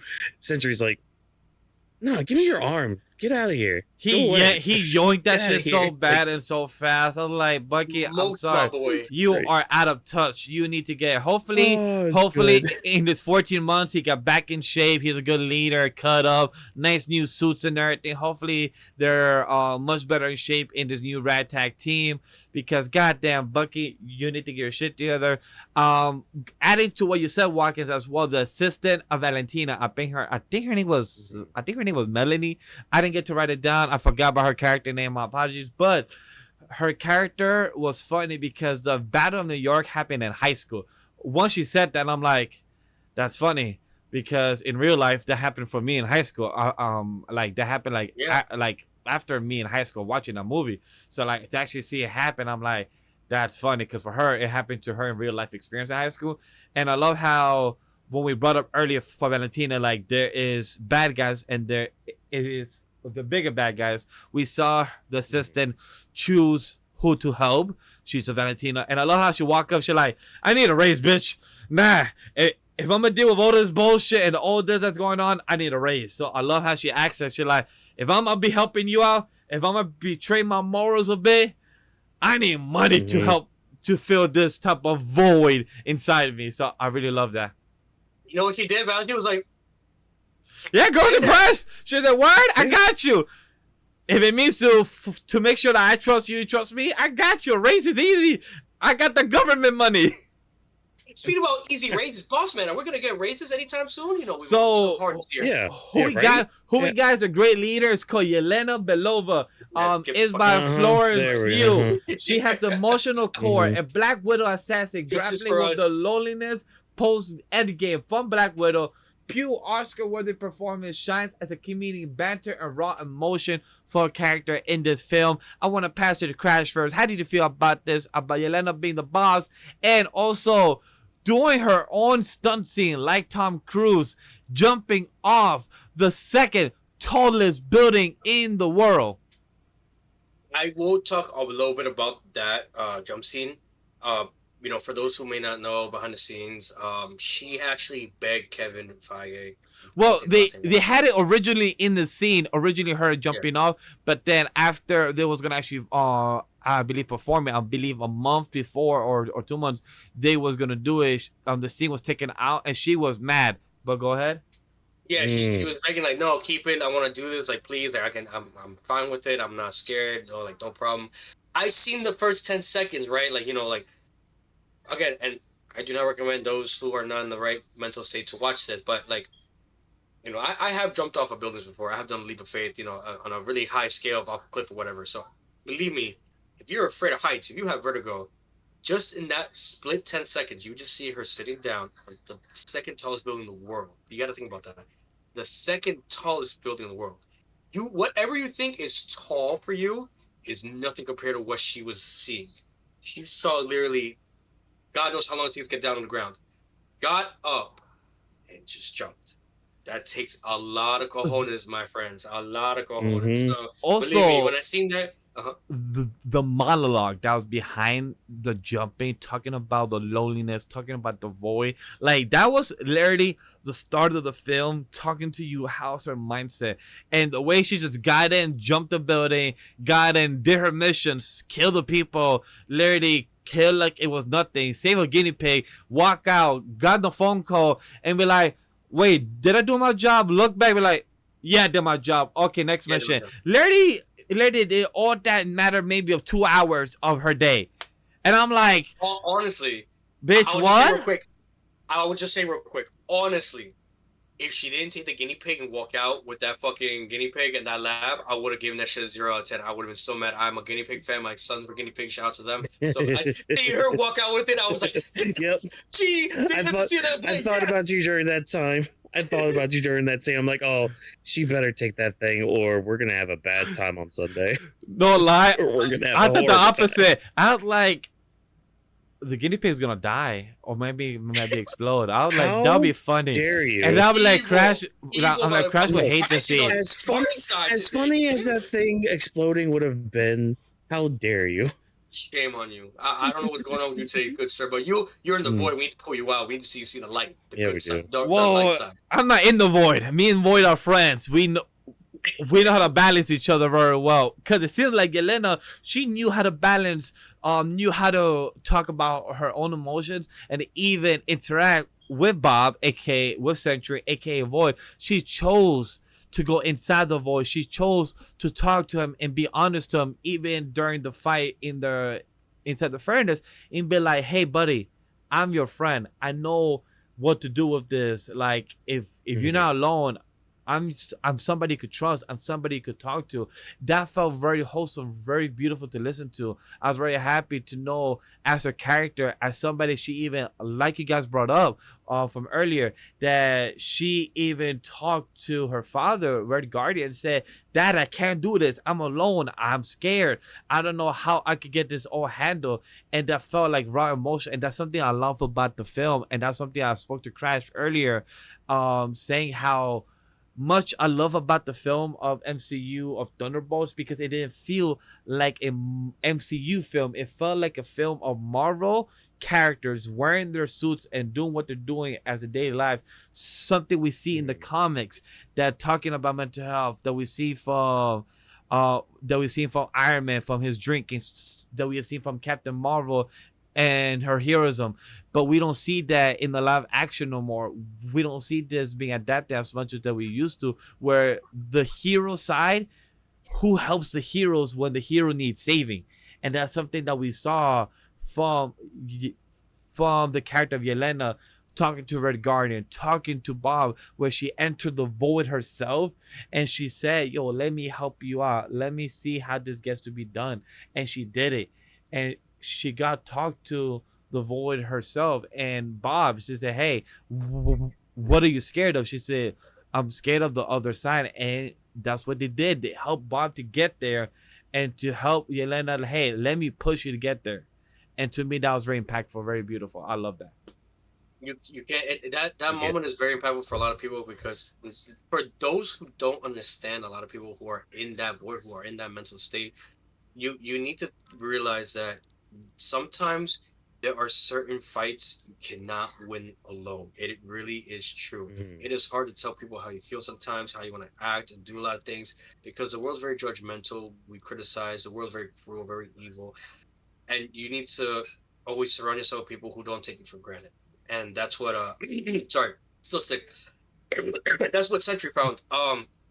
Finding this band of misfits, the Thunderbolts. You know, he found a nice rad tag of, you know, people who, despite their differences, are all in the same boat where they're fucking losers, but they still gonna live life. They still want to see tomorrow because they don't want to die. They don't want to, Yeah. end their life without, at least leaving their legacy, that glory that red. Oh my God, I have a brain fart. The red. Guys, help me out Red here. Guardian. Thank you, Red Guardian. Yeah. Was saying like he was telling Yelena in the house like I miss the glory days. I want to be back in that, but unfortunately it's not my time. It's not. There's nothing going on for me to do that, and these guys feel the exact same way. For every sakes and purposes, everybody who had their chance to be in their 15 minutes of fame, and then after that, who knows? But and that doesn't mean just because you didn't get it doesn't mean you're not gonna get it at all. Like good things happen to people who wait.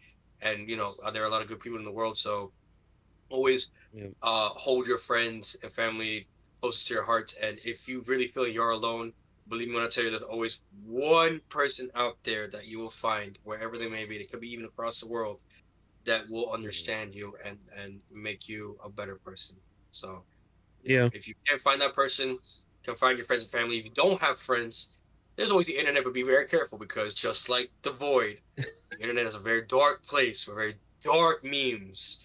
Like, for example, Vash exposing, his co-host, like certain things. I don't know why he would do that, but hey, each your own. Sir, sir, it's not exposing a DM, it's exposing a timeline that's public, that you gave a public score of 810, and then on a thread on Discord, maybe an hour later, say 610. I'm like, sir, questionable.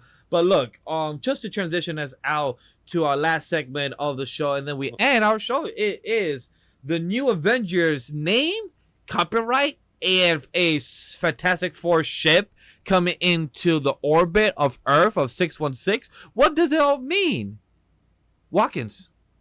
I'm going out on a limb and saying that something happens in Fantastic Four, because correct me if I'm wrong, it's technically set in the past in this universe, right? So universe. So from what we don't know, it could two possibilities. So Fantastic Four is in our universe 616, but in the past, or it's in the different universe that's set in the past.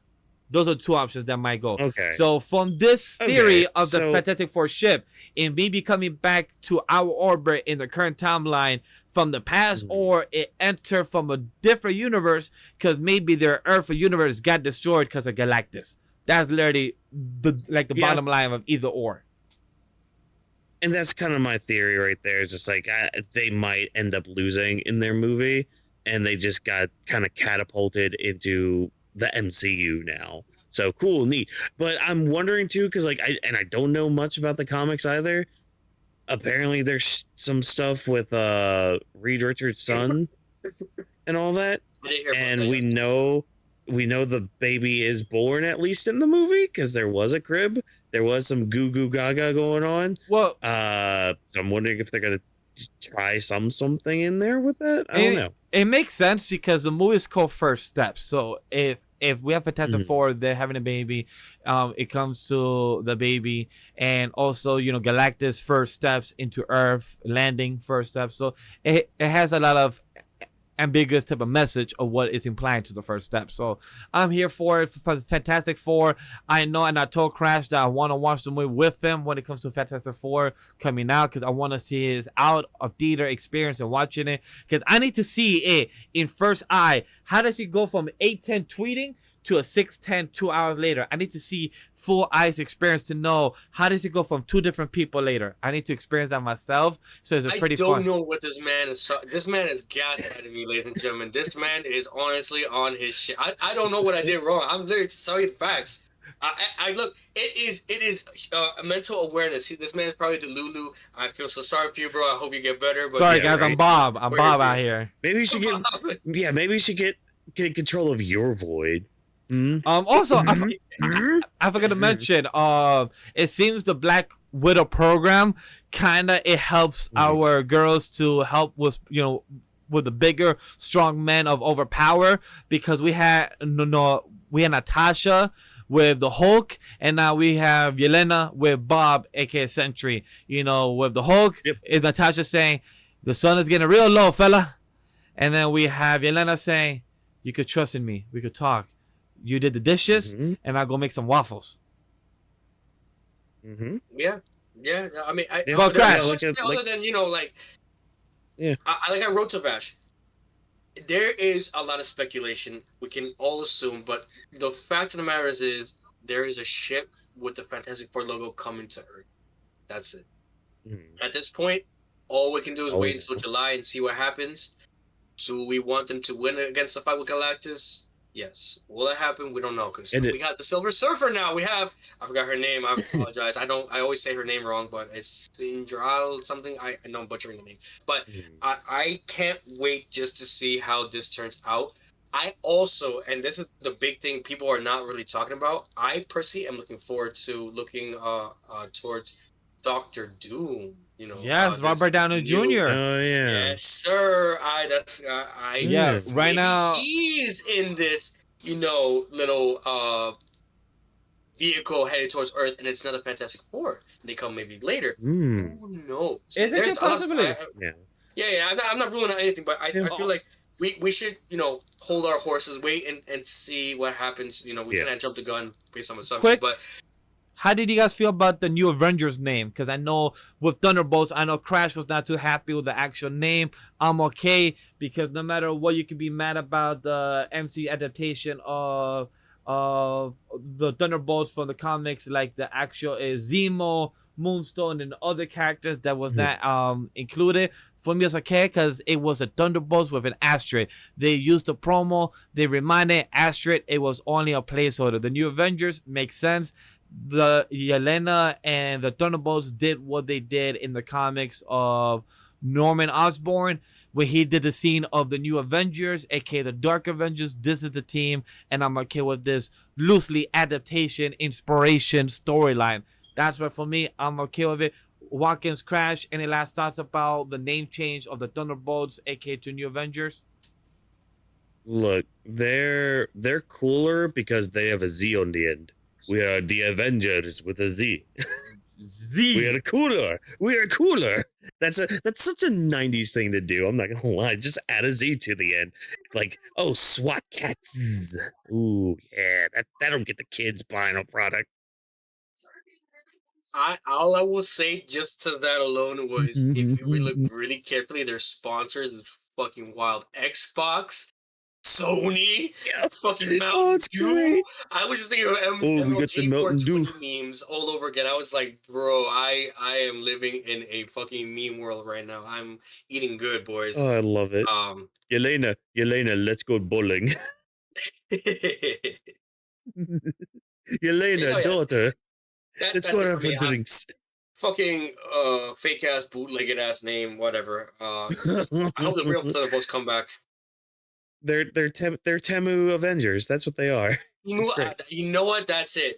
They're Team Avengers. Fuck them. Oh, But hey, but again, What Avengers with a Z. It has Avengers to with a have Z. on the end. it is what it is with a Z. Copyright. But hey, that comes to the end to our show, to the Anime Lady podcast, episode 177. We're here for our new episode. We appreciate for everyone tuning in. There's no need for an outro of the closing thoughts, Samurais, because hey, we already did our closing thoughts of the Avengers with a Z. Don't forget to check out the Anime Lady podcast with a Z instead of an S. Is with a Z at the end. That's what we're gonna start marketing now.